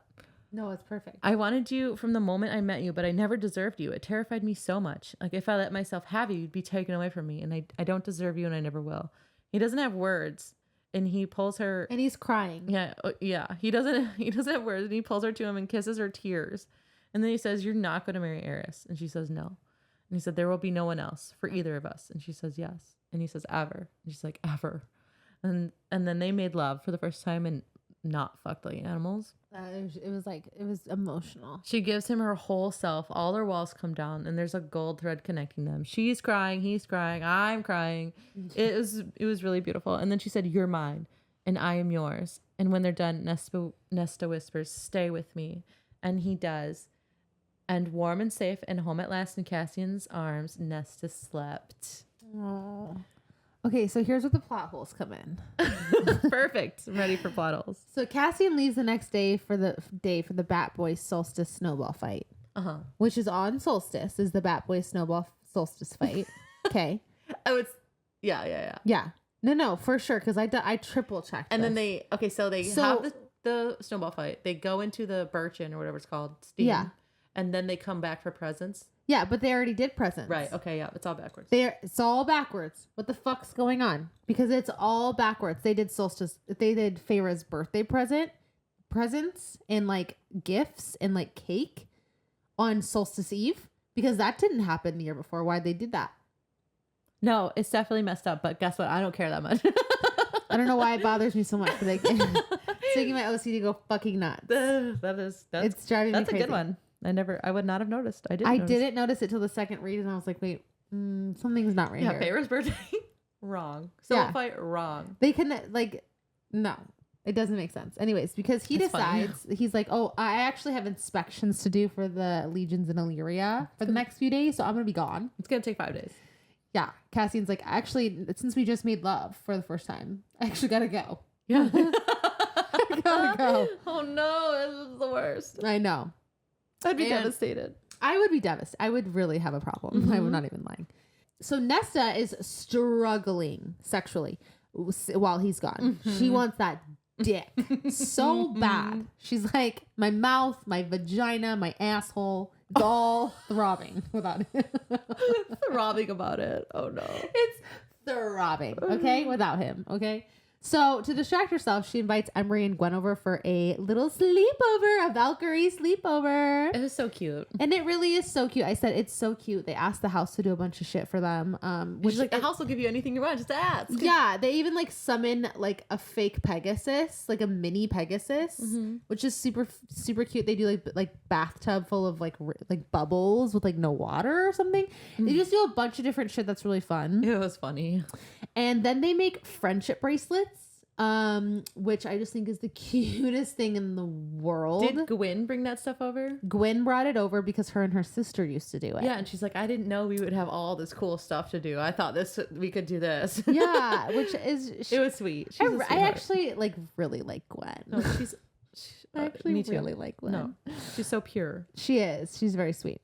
Cassian then finally returns after 5 days. He was gone so long. And he comes back right as Gwen is about to cut the ribbon. Mm-hmm. And she does. She cuts that motherfucker. And everyone is like... And even Azrael's like... Hey, hello, Gwen. Yeah. Cut that ribbon. I have a note that says Gwen wants to conquer Azrael. She does. Hell yeah. Yes, 1,000%. They have many more moments. Ways than one. Oh, for sure. And I think they're... I can't. It's so hard for me to talk about Gwen and Azrael in a sexual capacity. Like I can't because talk of where about her. Gwen's at. Yeah, that makes sense. So in the same training session, Nesta and Emery also cut the ribbon. Yeah, they're like, we can't be shown up by our sister. Yeah, of course they had to do it again. And then Cassian flies off again, and Nesta's like, "What the fuck?" Literally, she's like, "What the fuck?" He didn't even say anything, which is crazy. Literally, I don't know how she kept her sanity and her pride and her dignity, because I would be mean to him again when he came back. I'd be like, okay, obviously we didn't have that moment. No, I misunderstood what you said. I was crying as we were having sex, and then you just leave for 6 days, essentially. I'm wrong. What are we doing? Right. But he comes back the next day, and she realizes that he left that time for a reason. He had basically installed a full obstacle course in the training ring, which is the next step of their Valkyrie. Well, of their training, not necessarily Valkyrie training, but their training. A blood right qualifier. Yes, right. Which they don't know yet. Oh, sorry. So they will have to work in groups of 3 to compete it, which is very convenient for the storyline. Yeah. But whatever. Whatever. Whatever. We're just overlooking that because it makes sense. It's funny. The girls think it's going to be easy as pie, but on the first day they only make it halfway through. And at this point, like they do have, Azriel and Gwen do have another moment where basically like he doesn't think that they're going to get it right away. And Gwen's like, I look forward to proving you wrong, Shadow Singer. Ooh. I was like, she does. I was like, Gwen, you're embodying everything that I would be in this world, and I'm obsessed with you. Oh, you're Gwen. I actually do kind of really love Gwen. No, me too. Even as I'm reading through these, I'm like, Oh, and by the way, every day the obstacle course changes. Yeah. So it's not like they can just like learn it and get through it better. Exactly. It does take them 2 months to complete the obstacle course. And the Bat Boys reveal, once they do complete it, that it was the Blood Right qualifier. And on the day that they complete it, it's only the 3 of them that are there. Because the other priestesses knew that there was going to be a male there. All of them, everyone that was there except for Nesta apparently knew that there was going to be and the Emery. Lords. I think Emery knew that the Lords of Illyria were going to be there. Of the Illyrian war camps to witness them pass this qualifier. Right. Because they had a feeling they would do it that day. Yeah. And Gwen was like, fuck it, I'm going. Like, I don't care. Yeah. Good for her, because none of the other priestesses wanted to. No. They gave him that which is super fair. Like, I can't even lie. Yeah, I'd be like, well, it's going to be one day. Like, I'll pass. I'll just run it tomorrow. Yeah. Like, I don't care. But then what's so funny too is afterwards, the girls don't even care. They're like, but Gwen didn't know why they were going to be there. She just knew there were going to be male observers. Right. And the girls are like, I don't really give a shit about passing the Blood Right. Like, fuck the fucking Blood Right qualifier. Like, I want to be a Valkyrie. I'm not into the Illyrian thing. Yeah, they don't care. I don't know why they keep pushing the Illyrian, like, traditions on these Valkyries. Like, who cares? Because they're 500 years old and don't know a lot of stuff. Yeah, it is very interesting to me that they like that Cassian and Azriel do kind of keep pushing the Illyrian stuff on them. It's probably it's good training. I know Cassian's like, well, once I figure out how to train as a Valkyrie, then I'll start training you as a Valkyrie, but combined with Illyrian as well, and will be something new. Right, for something new. But then, like, why would he push the Blood Right stuff on them? I think just to prove to Devlin that the women could get through it. It does feel like maybe it's for him though, and not necessarily. Pretty selfish. Yeah, I agree. Yes. Nesta at this point is on a high about all the things that she's been accomplishing recently and decides that there's one more last test that she needs to complete. Okay. And that is that she needs to complete the 10,000 steps. Stairs. Again. I mean, no, again. The first time she did it though is when she was all upset. Yeah. And she's been trying to do it since then, but she hasn't been able to like complete it. Right. Since she was all pissed and whatever. And she does. She completes it. She gets all the way down there and she's like, I can go to a tavern right now. But she's like, nah, I want my man. And she walks back up the 10,000 stairs to wait Cassian. Yeah, that's right. Really quick, I just want to say that we did the, whatchamacallit, the 10,000 step challenge. Oh, yeah. Nesta challenge. On a stair stepper.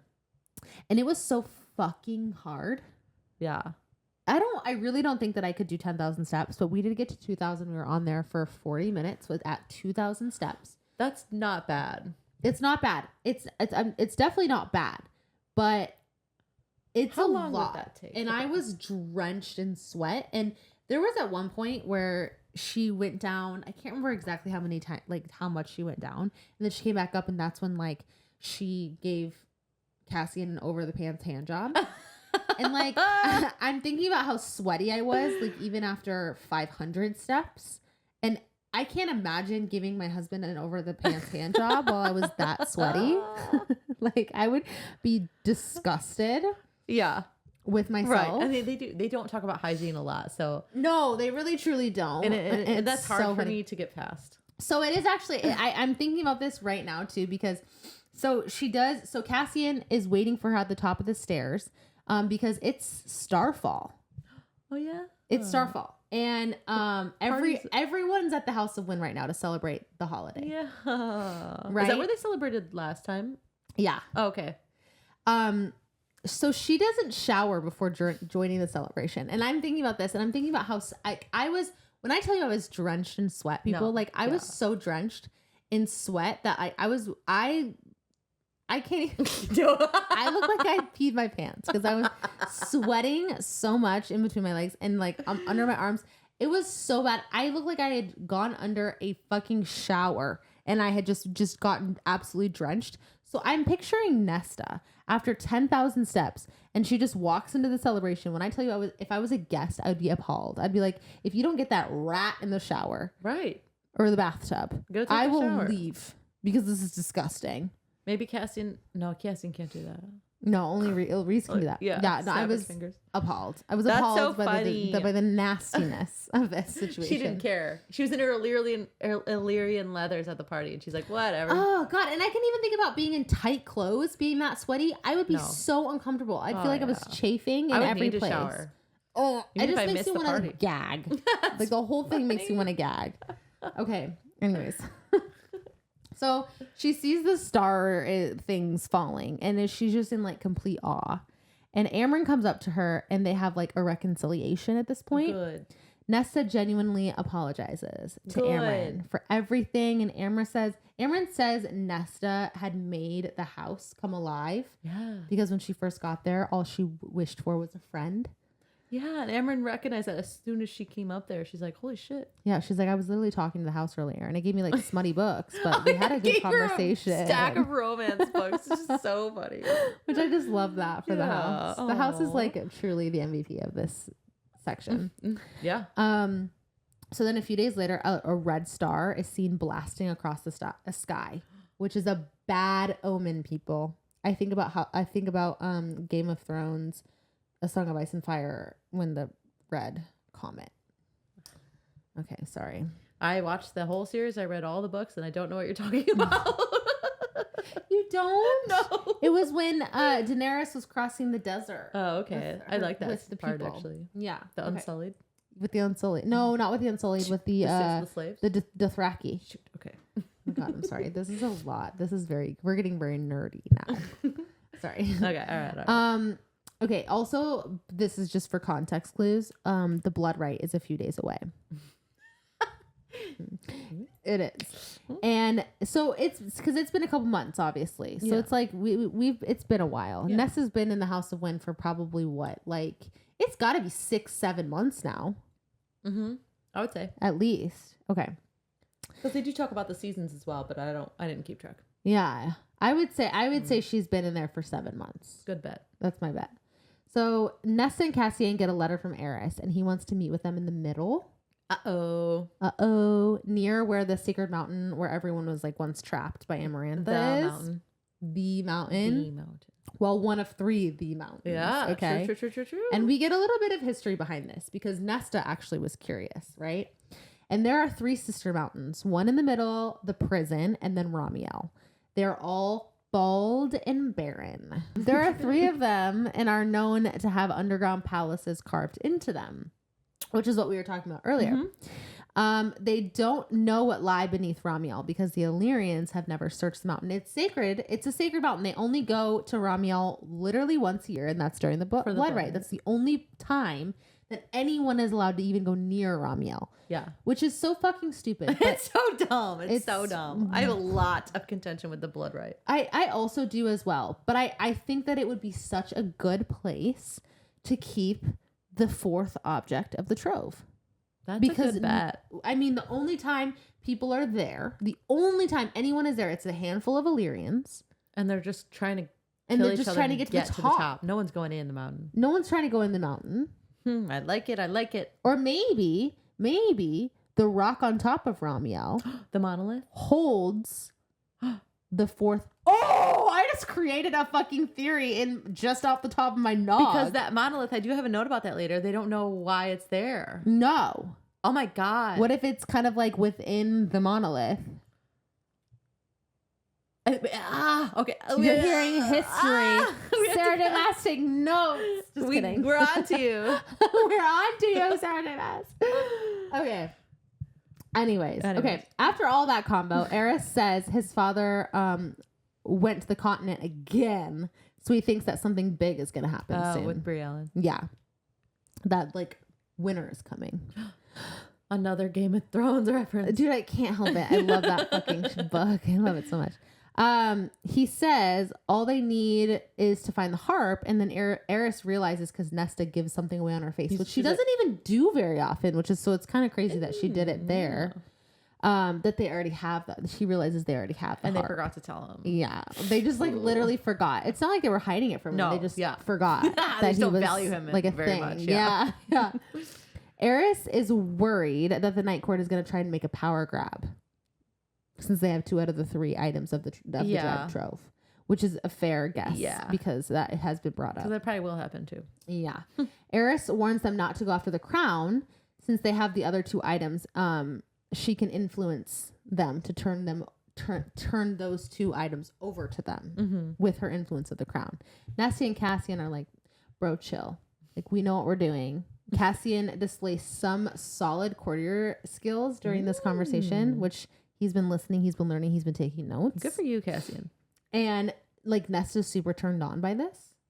Like she wants to fuck him in front of after this. No, not in front of him. Sorry, she's like, I want him to use his voice in the bedroom later. His courtier's voice? Yeah. Which I just love that. That's funny. And then also Nesta turns down Eris's marriage proposal. Yep. During this conversation as well. And and Eris is offended. He's like, I'm not playing games. Like, why did you do, like, why would you offer me yourself and then take it away? Which is a fair frustration. Right. Oh, for sure. Like, what was the point? Because this is almost more of an insult. Yeah, it just throws it in his face. Yeah. Here, let's solidify our alliance and then just rip it away. Offer away. Yeah. Not a lot of sense has been made here. No, for sure a terrible plan. It's insane. Like, go dance with Eris. And then, like, full well knowing that she will never, ever, ever want him. After that. Knowing that she just made it to Cassian. Yeah. Yeah. So later, Nesta and Cassian go for a walk through Valaris. And she's a little weirded out by showing any kind of, like, PDA. Public displays of affection. Oh, because they're in the city. No one knows what that means. I know you do, but just in case. Yeah. And she feels like it would undermine her image as a warrior to be like all loved up in public. And he tells her that it doesn't undermine Feyre's image. And she's like, well, yeah, because they're mates. Yeah, they're different. And he goes, well, like, what are we? And they have kind of a heated discussion about this. Like, where she expresses that if she gives herself, like, that word doesn't mean anything to her. And if she gives herself over to it, like, it means that she's giving up on her humanity completely. Yeah. And that, like, she never asked to be Fae. This is all kind of a life that she just didn't really have a choice in. Right. And she's still adjusting to that. Yeah. And he's like, well, I didn't really have a choice in being shackled to you either. When Cassian said that? Yes. You don't remember that? He goes, well, I didn't have a choice in being shackled to you either. I guess so, but it sent me right to when Reese thought that about Feyre. And so I just overlooked it, I guess. I died. Came back to life, read it, died again. Oh, no. I was like, Cassian, stop listening to Reese's love advice, because this is not it. No. I literally wrote my notes in all caps. Cassian, no. Because when I tell you, if I would have heard that, and if someone would have said that to me, yeah, I would have been worse than Nesta has ever been, ever. I would have left. I would have accepted. I would have been back at Eris's place. Knock, knock, knock. You want to get married? I changed my mind. Because, like, it couldn't have been me hearing that. You would have brought Lanthus back to life and ruled with him. I would have done anything else. Anything else. Wow. I would have knock Helian's door. What are you thinking? You want a marriage proposal here? Because it couldn't have been me I would have been, oh my God, I can't even tell you the feelings I would have had. Oh, upsetting.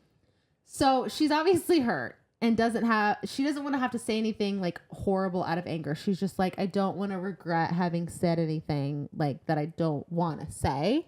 Probably knowing that like what he said was a mistake and like he said it out of anger and frustration. He doesn't have a lot of moments where he does slip in his anger. Yeah. That was just really bad. Anyways, that was a bad one.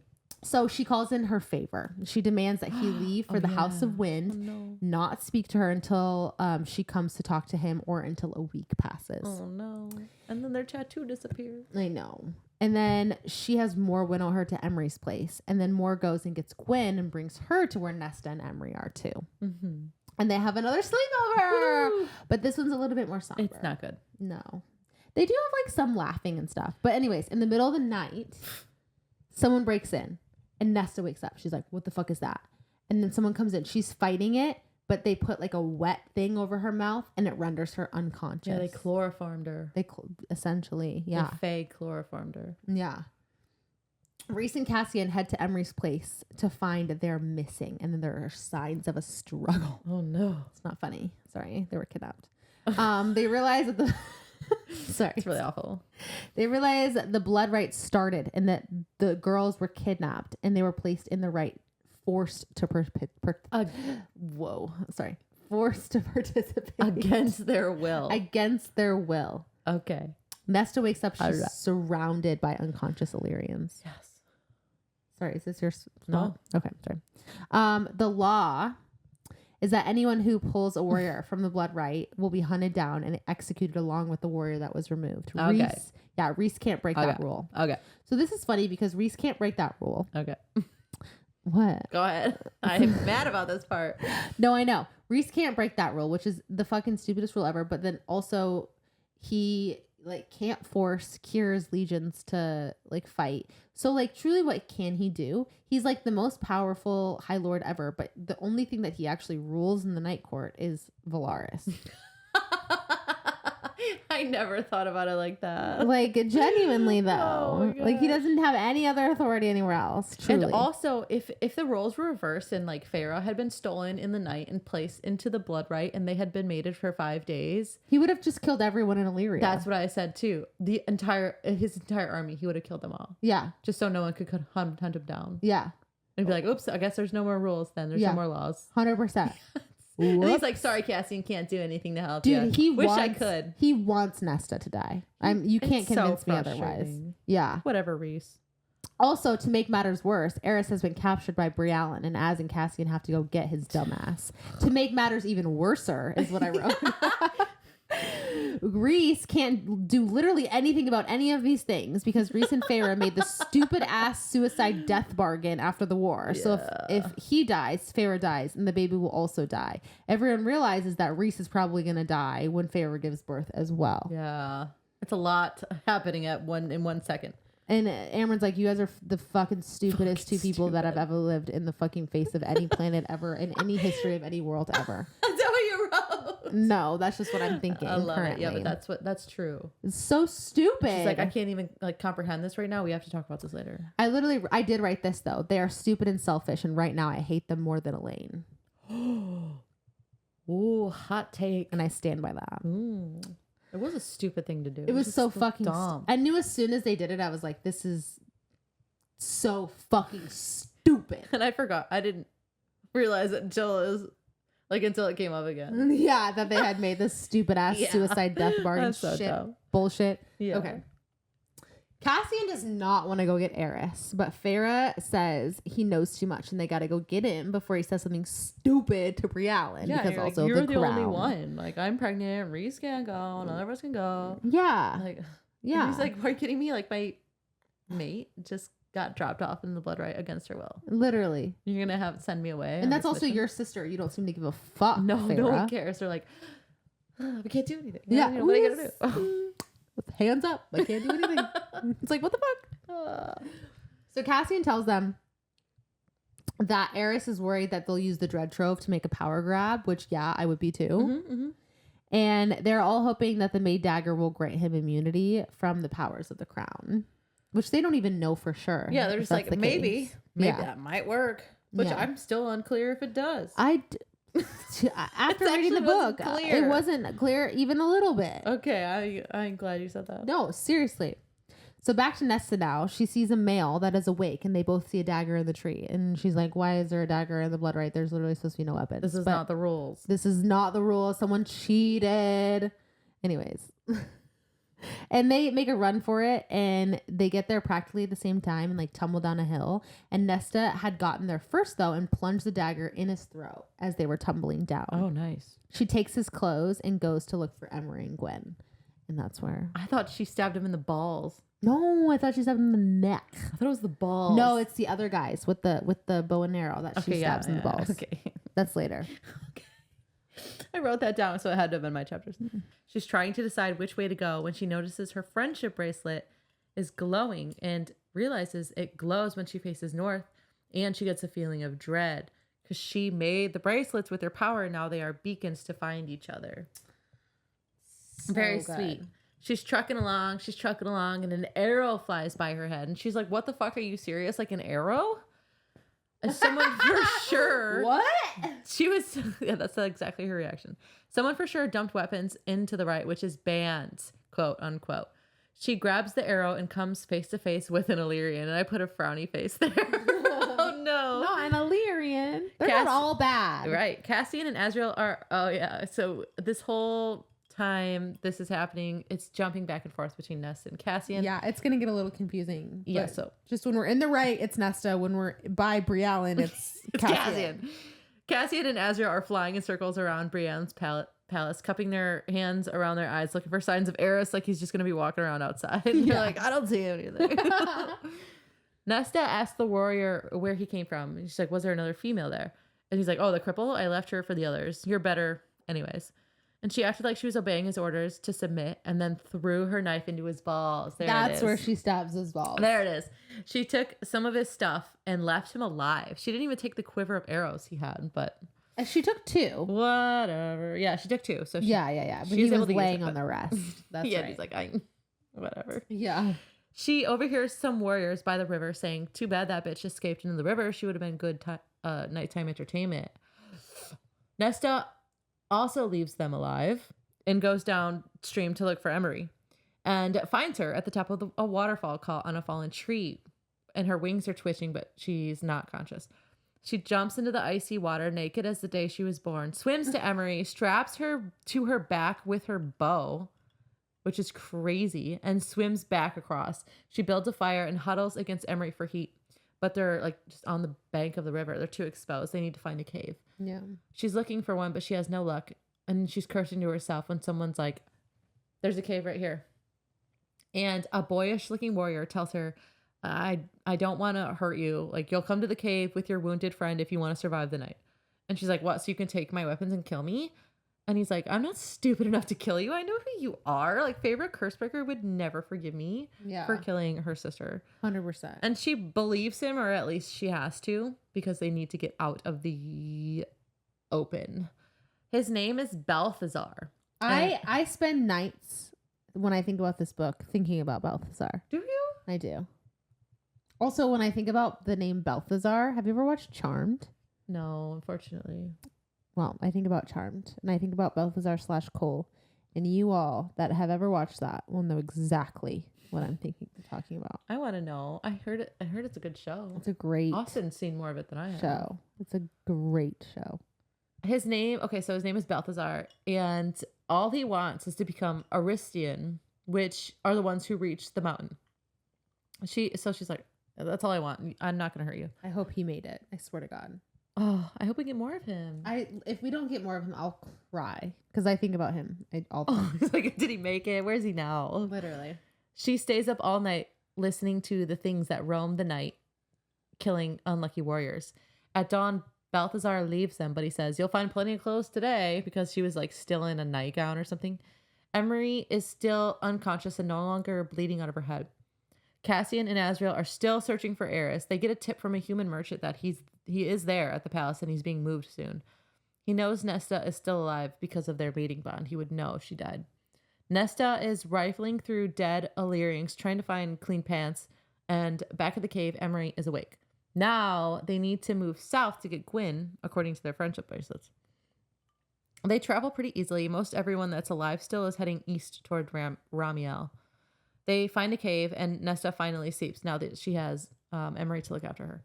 The next day, it's snowing, and they're so cold, but they keep layering on, finding more clothes as they go because there's so many dead Illyrians. They smell a fire and hear laughter, and it might be where Gwyn is. They try to spy on the warriors around the fire, and like she pops her head over the hill and she like maybe recognizes one of them. Yeah. But she doesn't see any sign of Gwen, even though her nightgown is hanging in a tree nearby. She looks around for Emery to like tell her what she saw, and she's being dragged down the hill between two warriors. There's no luck with Eris, but they'll stay just in case. Cassian is worried for Nesta, obviously, but he thinks he wouldn't save her if he could. Wouldn't take away her chance to save herself. Do you agree with that? Actually, I kind of do. Okay, so you think at Emery's house, when they discovered that they were kidnapped and dumped into the right, that Cassian would not have gone that moment to get her? No, I think that he would have gone that moment. However, okay. After it being a couple days, after like Nesta so the big things for me that change things is Gwen, truly. Not even really Emery, but Gwen. I do feel like if this is what he's been wanting is for women to reach this sort of equality, so this is where it's going to end up having to be eventually anyways. So it's like, and I do think Nesta's strong enough, like at this point, hopefully. But to start with his mate, mated 5 days. No, to start with his mate, like, and I get it. That's a lot. I get it, but at the same time, it's just kind of like, yeah, truly, I think if she would have really, truly thought about it for more than 5 seconds, like, she would have been like, I fucking got this. Oh, yeah. Okay. But at the same time, yeah, immediately, like, I think that she would have wanted, she was like, oh, fuck. Yeah. Cassian, you know? She did, too. She's Yeah. like, no, he's not going to come. It's the law. Right. It turns out it's Bellius that caught Emery, her cousin, I think he is. Yeah. He's talking mad shit and says something that has Nesta believing he's under Briellen's control and that she's responsible for the weapons that got dumped into the right. Then something kills one of his cronies and blood goes flying. And finally, we get a glimpse of one of the creatures that roam the night. And it's a part cat, part snake with hooked teeth and sharp claws. Straight out of a nightmare. I love it. I just picture like a really black, scaly cat. Yeah. I like it. Yeah, I agree. It's attacking the warriors. They run. Then they hear Gwen shout from somewhere. And she's like, I'm over here, guys. She's like, I'm here. And they run towards her. And they find her nearby. And they all hoof it. They run away. She tells them she woke up before the others, just like Nesta did. Found a cache of weapons right away. Got new clothes from a body and stuck to the trees. And she discovered where the beast slept during the day and was somehow able to lure this one right to Bellius's camp, which was go Gwyn. Then they're like, yay, we're sisters. We need to keep moving. 4 more days of this shit. We need to survive 4 more days. Holy shit. I would be like crying this way. At least they're all together now. Yeah. They tie themselves high in a tree for the night and talk about how they'd be lucky to make it to the pass of Annalius. Yeah. Annalius. Annalius or Annalius. I guess that depends on how you want to. What do you say? What did they say in the audio? audiobook? Annalius. Annalius. Yeah. Okay. Annalius. That sounds good. So apparently in a long battle, a warrior named Annalius bottlenecked himself in an archway or something and held off enemies for 5 days. Because for some reason, these enemies really, really wanted to reach the monolith at the top, but no one really knows or remembers why they wanted to get up there. And that's interesting. So what's that about? They obviously knew. The fourth trove. Thing of the treasure. Oh treasure my God. Trove. Of the treasure. And the whole rite is to honor him. They fall asleep in the tree. The next morning, they judge Ramiel is a couple of days out, but they see a bridge nearby. If they can reach it before anyone else destroys it, that would be great. So they start to run and see 6 males also running for the bridge. But our Valkyrie queens take them out one by one. Why did it make me sad that they kind of took them out? Because for me, it feels like if they're just like killing anyone they come into contact with. Is that the blood right? Because I thought they were just killing people that they had like beef with in the blood right, and now they're just like killing anyone they have into contact with. Well, I'm sure. I don't know. It has to be hard because obviously there's people in there that are under Briellen's control. So they have to think about that. That's true. That's fair. I get it. It just makes me sad because they're just like killing people left and right. They could be a bunch of Balthazars out there. I was like thinking, yeah, exactly. Like, what if they didn't even want to hurt them? Yeah. And they had no idea. They just like communicated killed them. better. Yeah, they could have. You're right. Cassian has been spying on the queens this whole time, and they haven't found shit. He's all in a tither about Nesta, Gwen, and Emery, but all they can do is trust that they trained him well, because Az is like worried as well. Azrael, really? I read it as Azrael was like kind of not bothered. I think he is a little bit, but he's like, I think he's not bothered in a sense like we can't do anything about it. Yeah, that's fair. But I think he is deep down. Finally, they see a caravan leave the castle, and Eris is leading it. His maid dagger still at his side, so he's not enthralled by the queen. They say they just immediately are like, that fucking traitor, because he's either a traitor right now or he's faking it if he's not enthralled. But they never consider that maybe he's faking it. Yeah, so they see that they're like, oh, well, he's enthralled by the crown. But then they see the maid dagger is on his side and they say, oh, he's a traitor. But they never consider that, like, maybe the maid dagger doesn't work. Or that he's faking it. Yeah, there's like a lot of options. They're like, fucking traitor. Like, I always knew it. Everything that could be happening, like, they have no idea what the maid dagger does. They don't really understand what any of it does. No. Anything that's going on does. And they're just like, fuck Eris. Truly. I've been waiting for this. Fuck Eris. I knew it. This fits my narrative. Yes. They follow the caravan. New males approach the girls before they make it to the bridge, but they get there first and run across. Emery makes it all the way across. Nesta is halfway. Gwen gets shot with an arrow through the thigh and goes down. But Nesta, like, wraps some rope around an arrow, shoots it across to Gwen. Gwen wraps the wrap.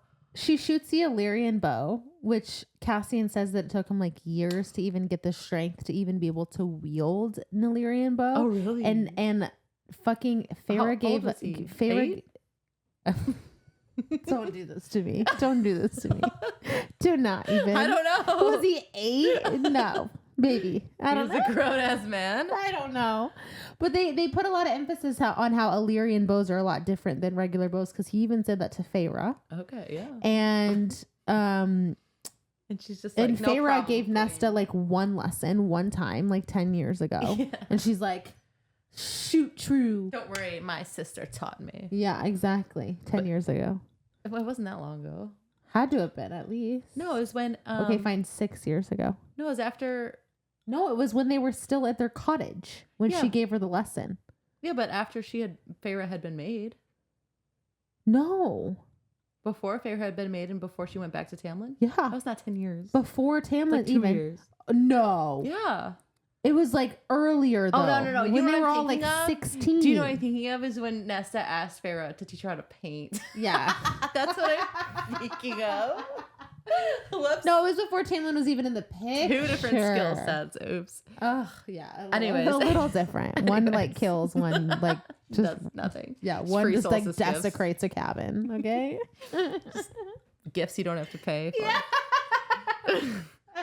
But Nesta, okay, so she shoots the arrow with the rope to Gwen. She wraps the rope around herself.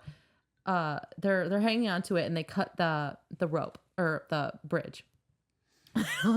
they cut the rope. Gwen goes down. Yeah, no. Bye, Gwen. Make Azrael's choice easy. No. They cut the rope bridge, and Gwen falls down. They're hanging on. Their hands get torn up. Gwen falls down. They hang onto the rope for dear life, and their hands get torn up, but they pull her up. The males that didn't die on the bridge yell, "You guys are bitches." And Emery yells back, "Shut up, losers. Find a better insult." Yeah, seriously. So old. They walk for 2 days. They encounter no one. Gwen is struggling with that wound in her thigh, but they walk to the base of Ramiel. Only 12 Illyrians in however long a history has made it this far. Yeah. And they are already Aristians for the feat. Nesta, that's insane. They've been training for like literally 7 months. No, and it is crazy. And they make Aristian in the blood right. Because that's also like Belias and like 6 other warriors also make it. So that's 6, 7, 8, 9. Oh, do they? They make it to the mountain. Oh, that's true. No, you're right. You're right. Aristian. You're totally right. Yeah. Nesta and Emery suggest hiding and waiting it out to survive. But Gwen is tired. Oh, this is where the stories go. Gwen is tired of taking the safe road and wants to scale Ramiel. This is where she tells her story. Trigger warning. This like literally made me like I can't even. I was like actually sobbing on a walk. Oh, walking bear, like trying to hold. No, it was walking bear too. It was. trigger warning here for sexual assault. She tells her story. She was sexually assaulted by Hybern soldiers 2 years ago at her temple in Saint-Graval when they came for the cauldron's foot. When they attacked, her twin sister, Katrine, told her, go get the children out, while Katrine ran for the temple walls. She had just gathered all the children into a trapdoor leading to a tunnel under the kitchen. She knew she couldn't follow because they would see the trapdoor, so she threw a rug over the top, dragged a table over the rug, and that was when the soldiers came in. They threatened Katrine's life for the whereabouts of the children, specifically the girls. And when she still didn't give them up, they beheaded Katrine in front of her and killed 2 other priestesses as well, and then sexually assaulted her until Azrael showed up. Azrael slaughtered them all without a second thought, and then more showed up and took her to the library, where she became a shell of herself for 2 years.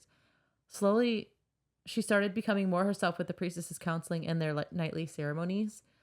But when she met Nesta is when it really changed. She could see that Nesta had also been through something too, but Nesta was fighting it, and she knew that Katrine would sign up for the training, like, no questions asked, and that's what gave her the courage to sign up for the training. She doesn't wear her invoking stone because it's a sign of holiness, and she believes that she let her sister die. Which is insane because, like, I can understand her feeling that way immediately. Yeah. Like, oh, I let my sister die. I can't believe I did that. But she saved those children. As far as we know, they never got caught.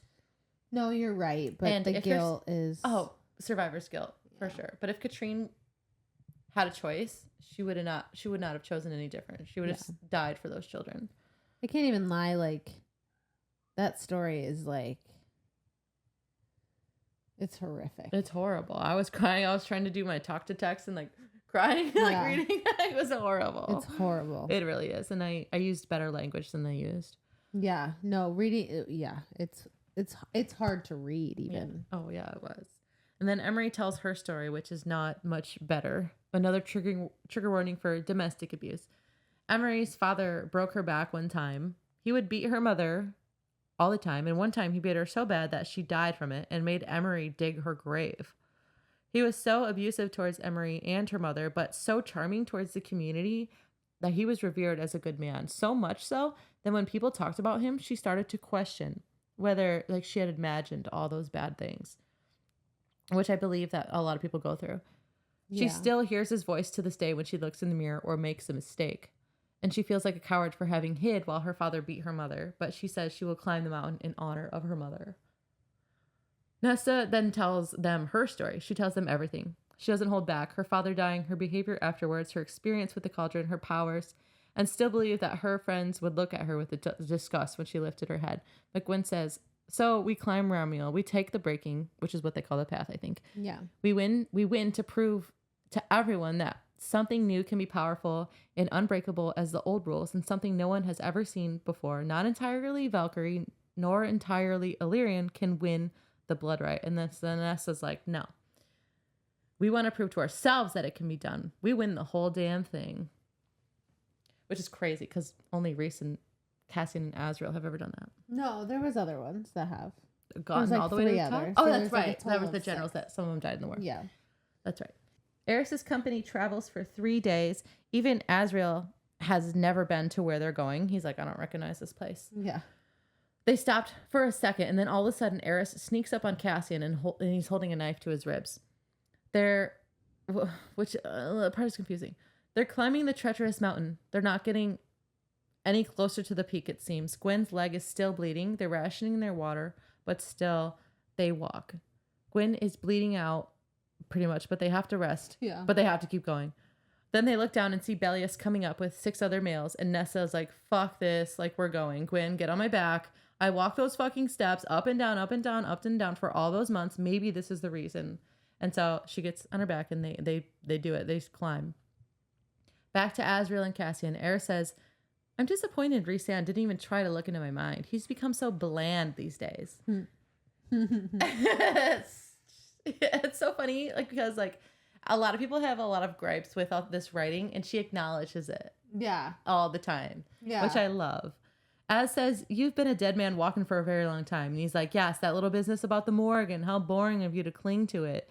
And he calls her the Morrigan, and Cassian clocks that, but I don't really know what that's supposed to mean. I think it means that like it's not Eris talking. Oh. He's being influenced by something. Okay.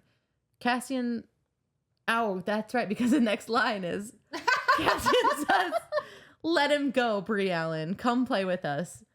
And so Eris is enthralled. That makes sense. Yeah. So the dagger's not doing a fucking thing. That's so funny. Or maybe like I feel like he was together. Yeah. I feel like he was like half enthralled. Like that makes sense. Like half there fighting it maybe a little bit. Right. The dagger that Eris had been holding against Cassian's ribs slides away, and a nearby voice says, "I'm already playing with you, Lord of Bastards." Don't play again. It's so dumb. As they're climbing, Nesta slips with Gwen on her back, and they fall all the way back down to the archway. She can't keep carrying Gwen, and they all three won't make it up. So she makes a stand against the males that will inevitably reach them before the dawn. Gwen says, no, I'm not going to let you stand and fight alone. She starts crying. "I'll fight with you." And Nessa's like, "Okay, I promise you can fight with me." And as they're hugging, she pinches her neck or something, hits a point that Cassian teaches her, and she falls unconscious. And Emery straps Gwen to her back, and they climb up. Nesta will hold the bottleneck area and fight the males because she is the rock against which the surf breaks. Yeah. Go Nesta. Go Nesta. Brielle and Azriel, Eris, and Cassian are traveling. They had no choice but to go with them because of the threat of the crown above them. They stop at a lake. Brielle lets her hood down, and there's nothing there because she's not there, and it's just a trick of Koschei. He's floating above the lake, but he's like shadows, so it's Koschei's lake. Nesta gets ready to make her last stand, and 1 by 1 and 6 on 1, Nesta fights Bellius and his cronies. She's not scared. She's just determined and focused because she's not fighting for herself. She's fighting for her friends. And she thinks about her magical sword, Ataraxia, which means inner peace. Inner peace. Like she's finding it finally. Yeah. She's able to fight for her friends. Through the blood right, apparently. That's all it took. Was an the Illyrian blood right. An Illyrian tradition. Yeah. Oh, God. So Azrael asks Koschei where Briallen is, but he doesn't say. He does say that he spent months preparing for them. Azrael tells Cassian to run. And he grabs Eris and takes off, but Cassian can't move. No. He's enthralled. Briallen comes out from behind a tree wearing the crown. She was behind the tree the whole time. Oh no, she was literally just like in the tree. She's just faking around, like waiting for the moment. You could just imagine her like peeking. When's my time? She's like, okay, gotta go now. When's my cue? Koschei, say it. What's the magic word? She tells Cassian that she's in need of him, and then tells Koschei to winnow them. Nesta kills every one of Bellius's cronies, and Bellius is the only one left. Fuck him. Emery and Gwen make it to the top of the mountain and touch the stone, which winnows them out. Yeah, they see it. She sees a bright light and like, oh, they made it. Thank God. She's like, oh, thank God. Mm-hmm. Which is great for them. They won it. Yeah. Fuck yeah. And Bellius finally attacks her himself. Like, not through his cronies. Oh. Nesta decides to fight him in hand-to-hand combat, believing that she can beat him because her mate. My mate taught her well. That's amazing. It is because she also like was like thinking about him in those moments. Yeah. She was like gathered strength from him. I can do this. That's my mate. That's my fucking mate. So as they're fighting, right when like Bellius is about to like kill her, honest to God. Yeah. Oh yeah. Oh. A knife or like something slashes through Bellius's throat and kills him. And the blood splatters on her face, and she realizes that it's Cassian. Yeah. And even after I read this a third time, I'm like, oh my gosh, Cassian came and saved her. Cassian is literally, I was like, oh my God, I was so excited. Yeah. Right? And it was like, holy shit. And then he picks her up, he holds her, and he's like, now I get to slit your pretty little throat. But then Briallen's there. Oh no. And Briallen's like, yeah, basically I put you in the right so that way I could kill you. And she's like, I needed you tired out because your powers are too strong. She's like, wait. My powers are nullified. Time out. I was literally so fucking tired like 3 days ago. Like, what's going on? Because seriously, I was literally tired 3 days ago. Why did you wait this long? Right. Like, what the fuck? She's like, well, I also needed Cassian, okay? Yeah, she could have, if they, if they wouldn't have slipped, they would have reached the monolith and gotten out of there. Oh, 1,000%. If she would have just went with, if she would have went with them, I think she would have. Yeah, she is cutting it close. Yeah. No, for sure. Okay. But yeah, so Briellen was waiting for Cassian so she could use the crown on him. And so basically she wanted to blackmail Nesta in like by using Cassian so that way she could summon the other two parts of the Dread Trove. Mm-hmm. So that way she could have all three. And that was the easiest plan that Briellen could think that of. She is a human. She's like, she's only been alive for like 35 years, okay? In the grand scheme of things, she's a child. She's like, this is the path of least resistance. I'm taking it. She's not the smartest cookie in the cookie jar, okay? She's just trying her best. She just wants her youth back. That's what it was. She did all this to get her youth back, which she never really explained how that would happen. I don't know. Oh, because she needed to find the cauldron. She couldn't find the cauldron until she had the Trove. So once she had the Trove, what was she going to do? Go ask it for her youth back. Cauldron, please. Cauldron, please. I'm so old. So Nesta refuses, though, to summon the Trove, and Briellen has Cassian attack her and then orders him to kill her. Cassian gets back like some of his control, and then rather than killing Nesta, he decides to turn the knife on himself. Yeah, and the whole time he was trying to communicate with Nesta, like, kill me, don't let me do this. He's like, please, for the love of God, like, just kill me. Yeah. And she's like, no, like, I literally love you so much. I don't care that you're about to kill me. She said it in that tone too. She's like, no, because I like literally like love you. And I don't want you to die. That's the thing. So here's what I'm gonna say. I love it. Like, love you. Seeing that makes Nesta erupt with the force of the cauldron, which reduces Briellen to nothing but ash. She like, bebop, boop, bop, bebop, boops, goes to Briellen and unmakes her. Yes. I love that part too, because she does regain her youth in those moments. Like in a moment. Yeah. Just like, I feel like she's just aging reverse and then ash. And then she's just like dead. Yeah. And Nesta's like, well, that's that. Yeah. You wanted cauldron powers? Here they are. Yeah. Yeah. You have them for 1 millisecond and you're dead. Nesta had an unmade Briellen, which is amazing. That was really cool. I love that. And Cassian is unharmed. He like basically balled into a fist. Like he just balled himself up into like a little ball. And he was like, I just figured I should hide for that because I wasn't sure. I was just not really sure what was going to happen there. So I just like dodged it. Literally. It's like when Amron came out of the cauldron. Yeah. Just super convenient. Yeah. He's like, I just didn't want to like get hurt. But he is completely unhurt, by the way. He's completely unharmed. Mm-hmm. Nesta finally accepts and says aloud that her and Cassian are mates, and they kiss. Aww. They make out. Mora and Azrael appear to come and get them. Eris is safe, but something went wrong with Feyre. Feyre started bleeding a few hours ago, even though she is months away from giving birth. No. This part actually kind of made me cry. I don't know why. Maybe it's because like it's like I have no relation to it, but I like hemorrhaged a little bit when I gave birth. Well, yeah, you were a mom. You can relate in some way. Yeah. So the fears or whatever. I wasn't even like that close to death. I like hemorrhaged a little bit. Okay, but I hemorrhaged a little bit, but I like at one point I did have a hard time breathing, and they had to like do a bunch of like shots and shit like that, and it did. I guess I did lose a few pints. I had to be held for an extra night because I did lose a few pints. I don't actually know how many pints of blood you have in your body, but I did lose a little bit of blood. To where I had to stay, they had to keep me because I had lost some blood. But even that, like it's like a normal thing for women giving birth, and it was like this still scares me. Anyways, sorry, little giving birth sounds personal scary. Anecdote. Yeah, it is a scary thing. Like there's the doctors are so great, but like anything could go wrong. Right. Like you really don't know. Okay, the baby is wedged in the birth canal. Feyre tells them to cut the baby out of her, even though it will kill her, which will also kill Rhys. But the baby will live.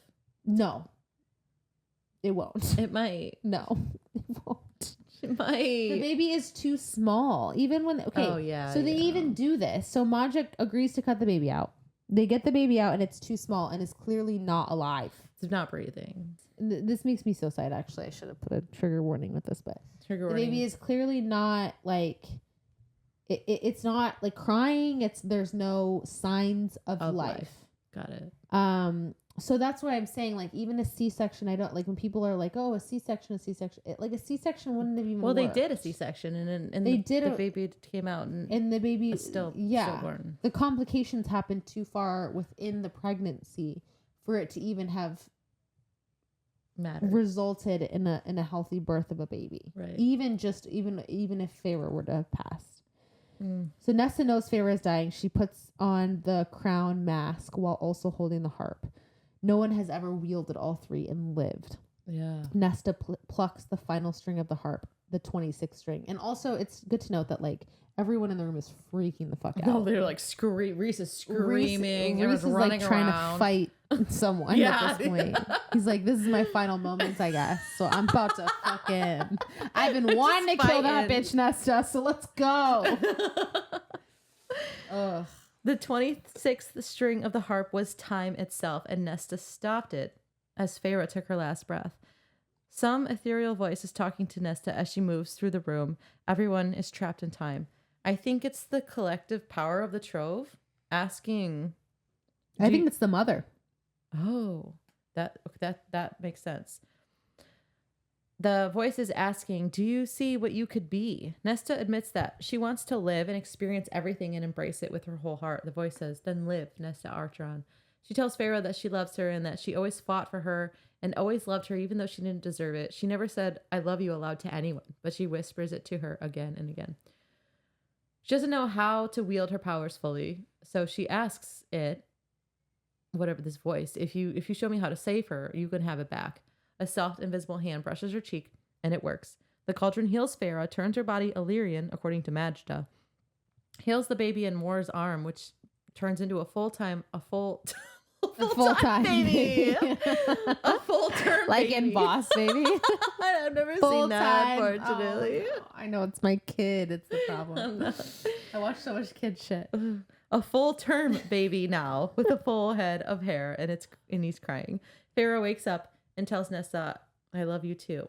Reese realizes what's happening and bows before Nesta, takes her hands and thanks her, and then she gets down with him. Looks on his inked knees. Yeah, bowed before her. Yeah. It's good to know. Yeah. That's a good scene. That's crazy. She looks him in the eyes and then hugs him. Nesta finds Emery and Gwyn, who have been healed by the monolith when they touched it. And it just said they were at a parlor overlooking the river. Yeah, so they're in Valaris, is my guess. Just a random parlor. Yeah. Nesta asks Emery if, will your family punish you because of what happened to Bellius during the rite? And Emery says, well, he fell in combat when one of his fellow warriors turned on him during the hike up the hill, and that's all anybody needs to know. So this is interesting because they technically are Aristian, but, are they Aristian because they're dead? I guess they were for a moment. And then they're they not died. because they died. Right. They had it. And then I guess they didn't make it out of the rite. Yeah. That's a good point. So Cassian broke the ancient ritual / rules of the blood rite by coming to save Nesta / kill her, even though he was under the influence of Briellen. But no one knows that because they were the only ones on the mountain and no one is going to tell the truth. Right. So it's not an ancient magic. Doesn't mean anything. Right. Yeah. Magic. You know so what? Yeah. So what? It's only a rule if someone knows you broke it. Right. And how would anyone know? So Reese could have flown down and plucked all 3 girls up before any of the warriors woke up. He would have done that for Feyre. He would have. Anyway, Nesta is hugging her friends and they joke about how the Illyrians will be in hysterics for decades because they won the rite. And Nesta says, I can't wait to see it. And then realizes it's true. She can't wait to see the future that unfolds. All of it. Baby Nyx is beautiful. He has dark hair, blue eyes, and he's glowing with his parents' Starlight. Do you like that name? I feel like people make fun of it. I don't mind it. Nyx. It's not my favorite. I like the spelling. Yeah. It's like not Nicks. That's super lame. It's NYX. I don't know why I don't love it. I just don't. It just feels weird for. I guess Feyre's name is literally Feyre. Doesn't Nyx mean night? So I guess it's fine. Oh. It's fine. It's not my favorite. It's just fine. It's fine. Cassian is holding baby Nyx, marveling at his teeny little wings when Nesta comes to get him. They talk on the back lawn and Cassian asks her if her magic truly is really gone. She said, I gave it back to the cauldron in exchange for the knowledge of how to save them, but a little remains. She says she thinks something else or someone else stopped the cauldron from taking all of her power, and Cassian thinks maybe it was the mother. Yeah. So the cauldron took back the power, and the mother stepped in and said, "No, you're not taking all of it." Have her kept some of it. Right, keep some of it. You're not taking all of it. So the hierarchy. She does have some of a tattoo. So I'm curious as to like maybe the tattoo's there for her to return the remaining portion of it at some point. Oh. Like maybe when she dies. She made a bargain. Because technically it was a bargain. I don't know. I'm curious if that will come into play later. So it's the mother above here. It's up here, and then the cauldron. See, I don't know. And then the dread trove, and then Nesta's weapons. Yeah, right. See, but if I had to put a hierarchy, I truly don't know if it's what comes first, the cauldron or the mother. I guess I would maybe say the mother before the cauldron, because it feels like the mother created the cauldron, and then the mother took just stopped the cauldron from taking all of her powers. She had that power, right? Nesta says she also changed her own body just in case she has to bear a baby with wings, just in case, whatever. Yeah, whenever they're feeling it. Yeah, she says she's not ready for a baby yet, but if she's anything like Feyre, she will be in about 6 months.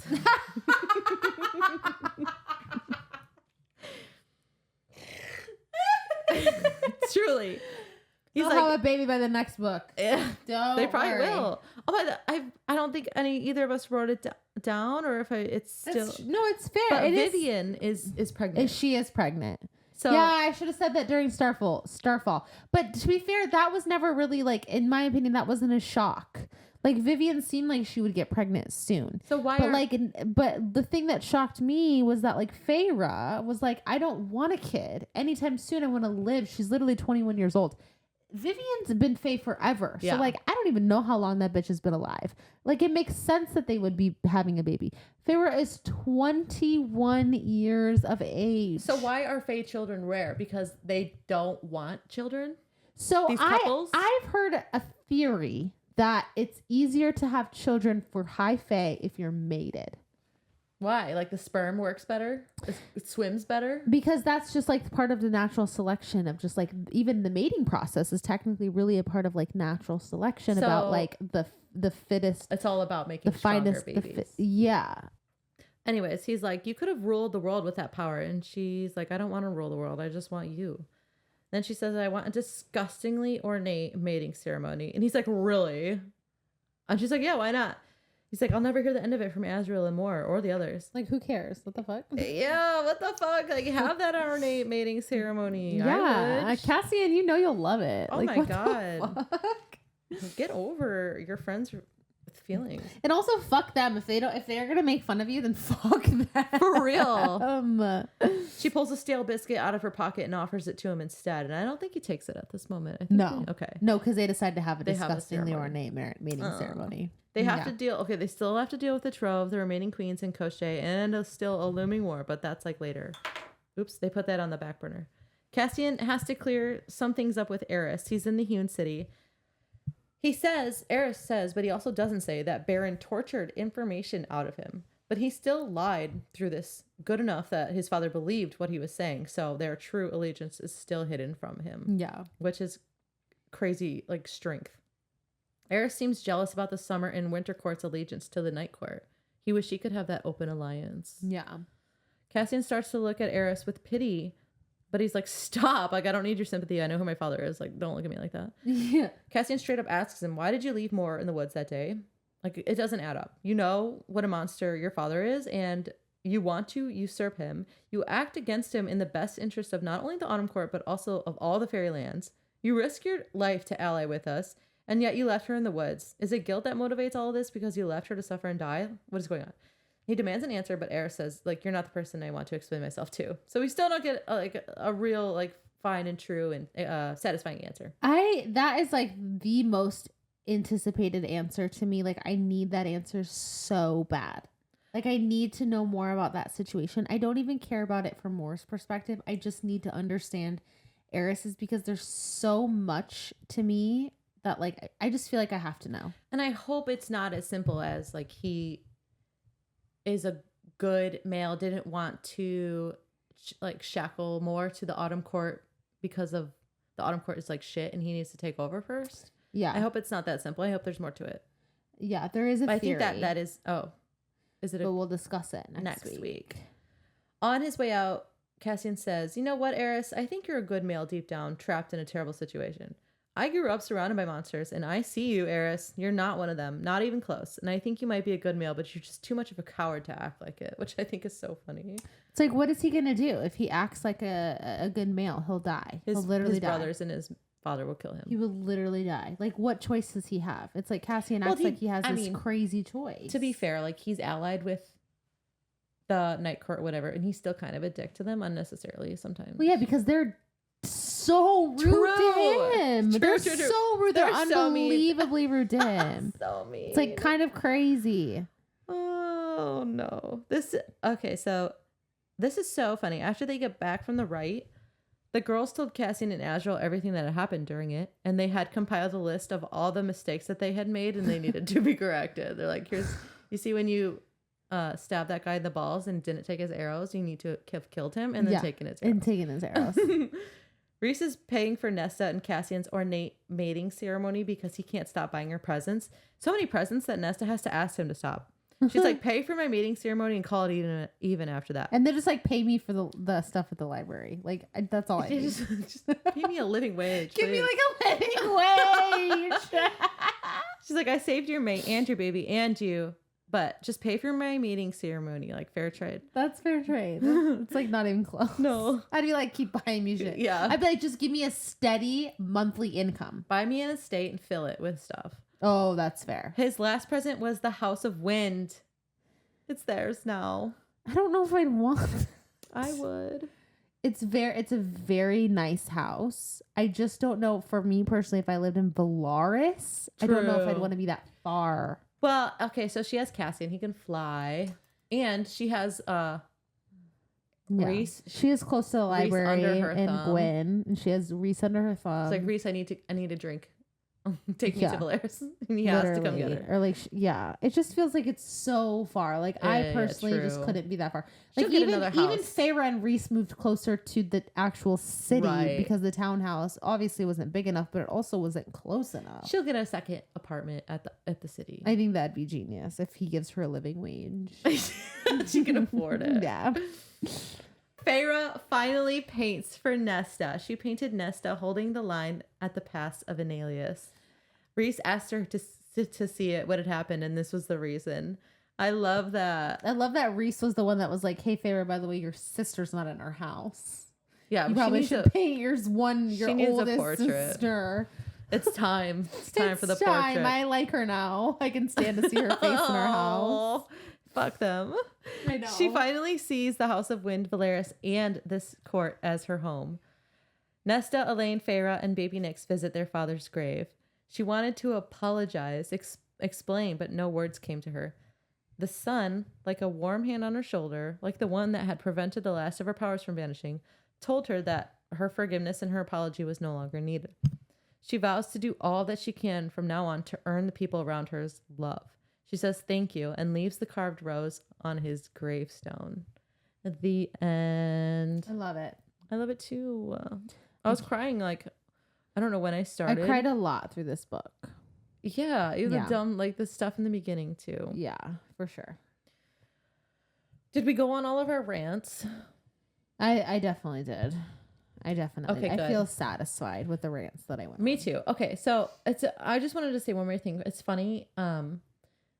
Cassian and Nesta's like courtship, a lot of similarities between Reese and Feyre's. It's basically mirrored. Yeah, they had like the bargain bonds. Yeah.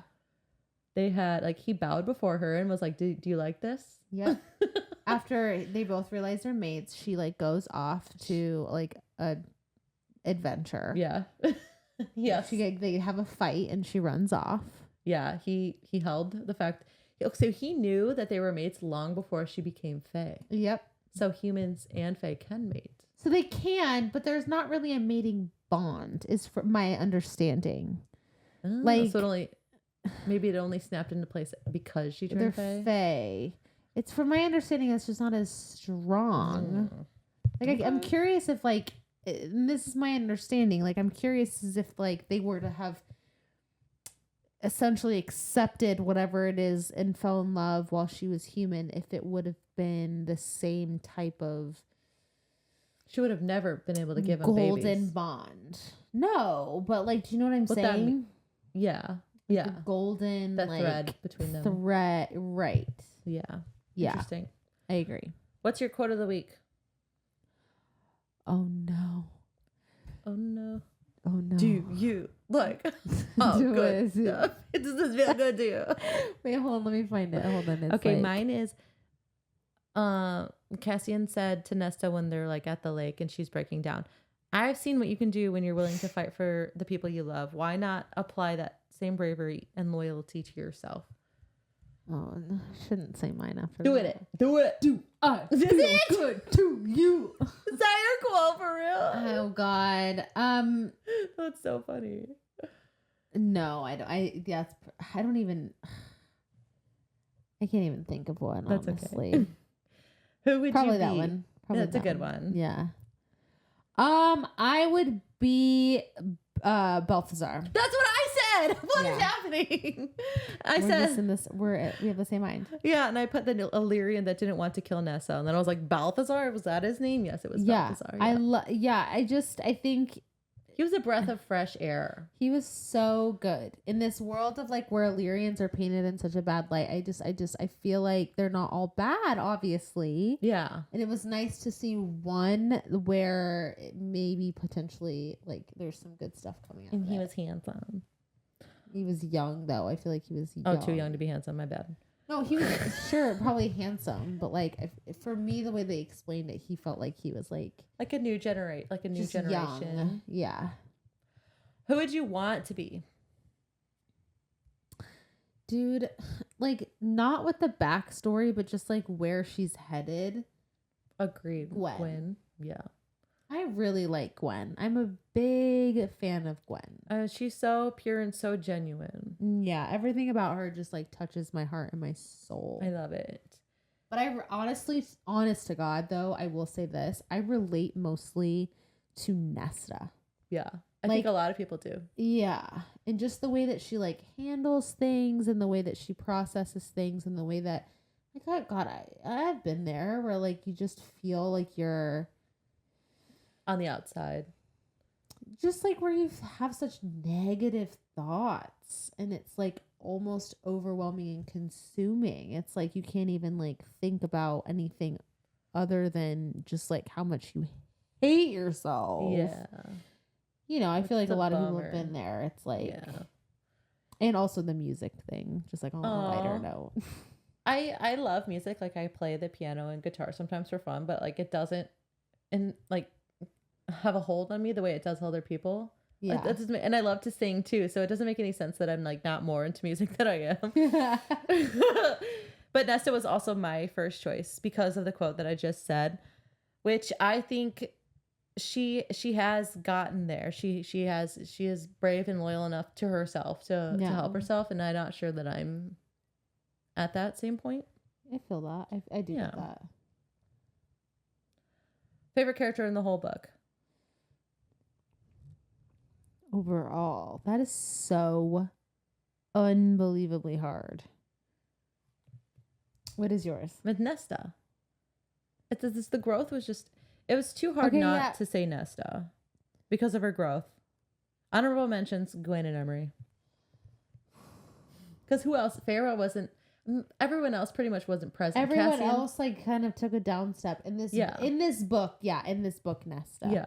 In this book, Nesta. I mean, not even Cassian. He had just a lot of dumb thoughts happening and dumb actions. He was a himbo. He really was. And, you know, I still say it once, I'll say it again. Like, his actions weren't always correct. And also, he needs to fucking grow a backbone and step the fuck up to Rhys when it comes to his mate. Right. Because Rhys has no trouble doing that to any one of them. No. Like you need to I don't give a fuck that he's your high lord. Like that's your mate. Like you need to step the fuck up to him. Bigger than that. Agreed. Yeah. I hope he does. Least favorite character? This is a tough one because for me, like there were so many characters that I didn't like and then kind of liked. I'm going to go ahead and say... I'm just going to say Bellius to keep it safe. Okay. No, I'm going to say Brie Allen. I picked Brie Allen too. I'm going to say Brie Allen. Why? Yeah. Because, listen, her own greed got her to a point where she went into the cauldron. And then she takes her anger of being a cronut on Nesta. On Prithian. When all Nesta was trying to do, in Prithian, right. When all Nesta was trying to do was just like fight back from what was happening to her. She was a victim. Yeah. And she's upset with Nesta because she did what she did, but she had no idea what the fuck that was going to do to Brie Allen. Right. And Brie Allen took that personally. And I'm just like, but here's the thing though, I can understand Brie Allen's anger because if I was made into a crone at 35, I'd be so pissed. Yeah. I'd be an eternal crone at 35. I'd be literally so mad. Eternal? Turtle crone? An eternal. Eternal. That's what I said. I thought you said a turtle crone. I'm like, if I was made into a term that I'm not familiar with. If it was made into a turtle crown too, I'd be pretty fucking pissed. Yeah, that would be rough all the way around. I also picked Brie Allen because there just wasn't enough of her for me to really care about like her evilness. Yeah, I agree. Like when they talked about her, when we saw her, I just wanted to get back to Nesta. I'm like, okay, well, she's not doing anything a whole lot until like the last however many pages, and then Nesta just turned her ash in a second. I was more interested in Koschei than I was in Brie Allen. Same. I'm still interested in Koschei. Same. Like, oh, he's so cool. Agreed. That sounded sarcastic, but I meant it. Totally. No, I agree. I agree. If you had a sword, what would you name it? Oh, that's a good one. If I had a sword, what would I name it? What does Arya call her sword? Oh my god, Arya is in the Game of Thrones. Yeah. Oh god, I was literally just thinking about this too because I was thinking about her wolf, her dire wolf. Nymeria. I would name mine Nymeria. No, I said it first. No. What does she call it? Pointy. Oh, Needle. Needle. You'd name yours Needle? No, that's not good.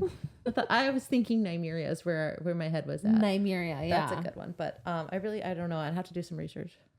Or like one of the dragons from Game of Thrones. I love the dragons' names. They have cool names. Not like Daenerys's, like Syrax or Caraxes. I can I just say really quick, like this is not at any point near like close to this. But when I say that I'm obsessed with Daemon Targaryen / Matt Smith, like he could get it.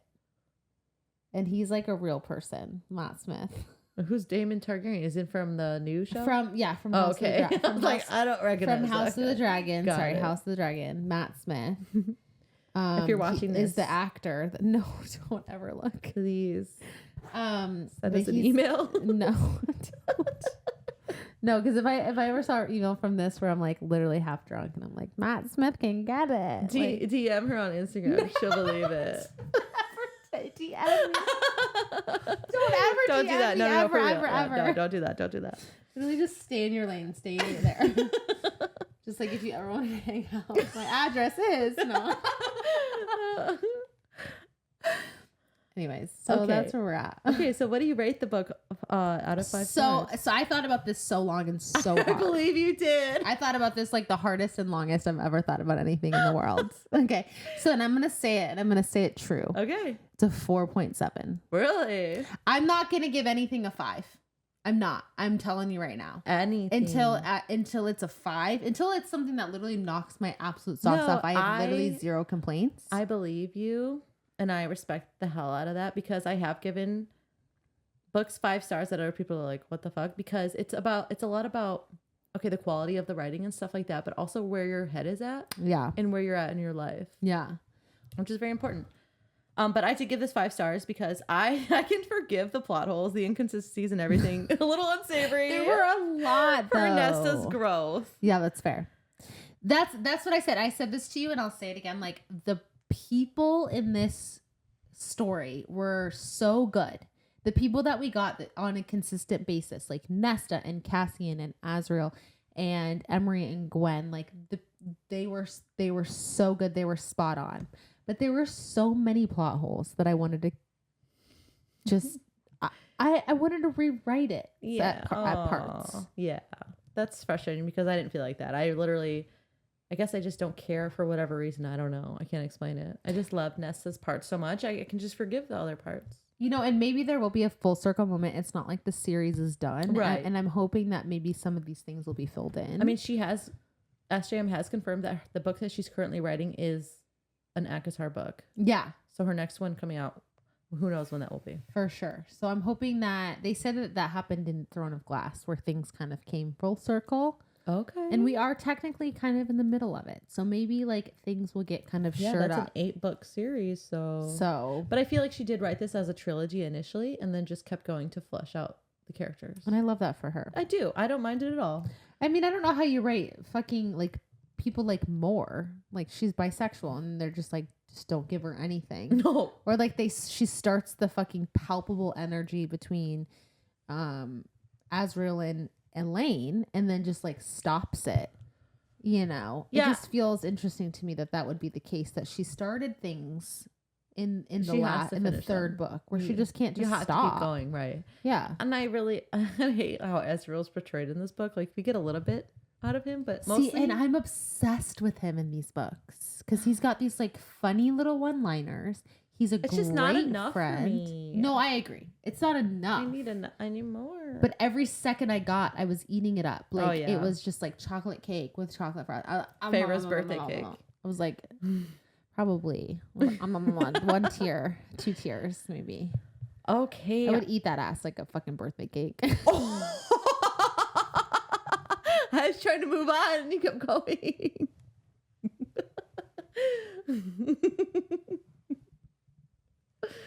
I'm going to cut that out. No, you're not. Cut that out. No, you're not. Cut it out. You'll see it on social media. You will. Okay, anyway, so next week we're going to do our theories episode. So we got theories. Yeah. Our theories and other people's. Yes. Okay, so try to put in sources for those theories. Mm-hmm. Okay. What else did I say? Theories, queries. What? For the theories episode. Yeah. Theories. The bonus chapters. Bonus chapters. We'll do talk about ships. Those. We'll do forbidden ships. We'll do any and everything. Just give us what you want. Give us what you need. Give us what you want to see. Heck yeah. Give us what you think. That one's going to be a fun one. It'll be super casual. 100%. So yeah, we're doing that next week. And then after that, we're going to do Verity by Colleen Hoover. So I put through chapter 1, but we're definitely going to be reading through chapter 13. I'm in. Through chapter 13. That one's going to be a fun one. That one's super controversial for some reason. Like half the internet loves it, half of it hates it. Yeah. I can't wait to get into that with you. Yeah, I'm excited. But yeah, keep an eye out. Keep an eye out for that. It's coming in a couple weeks from where you're at, like 6 weeks from where we're at. Yeah. Yeah, right. But thank you guys so much for listening. That's all I have. Anything else that you have? If you have any questions, comments, or concerns, please email us at litlibationspodcast@gmail.com. Yes, and send us your fan art and your fanfic and your feedback, and go join the Facebook group and go rate and review. Yeah. And that's it. Tell us who your favorite character is. Is it Jerian, the hybrid human ringer? Yeah. He's mine. The human, what did you call him? Enthusiast. The human enthusiast, the hybrid human ringer. I love it. Wait, who was your favorite character of the series? That's of the whole series. That's what I was going to say. I was like, I don't know. Like, probably still. God, I wish the Suriel was alive. It just makes me sad just to even think about it. Still be your favorite. We'll do this next week. I'll write it down. We'll do it. Well, okay. I have to think about it more. Yeah, for sure. Okay, guys, thanks for listening. Yeah, have a good day. Yeah. Drive safe. Hey, to the stars who listen. And to the dreams that are answered. Yep. Is that it? Bye. Bye.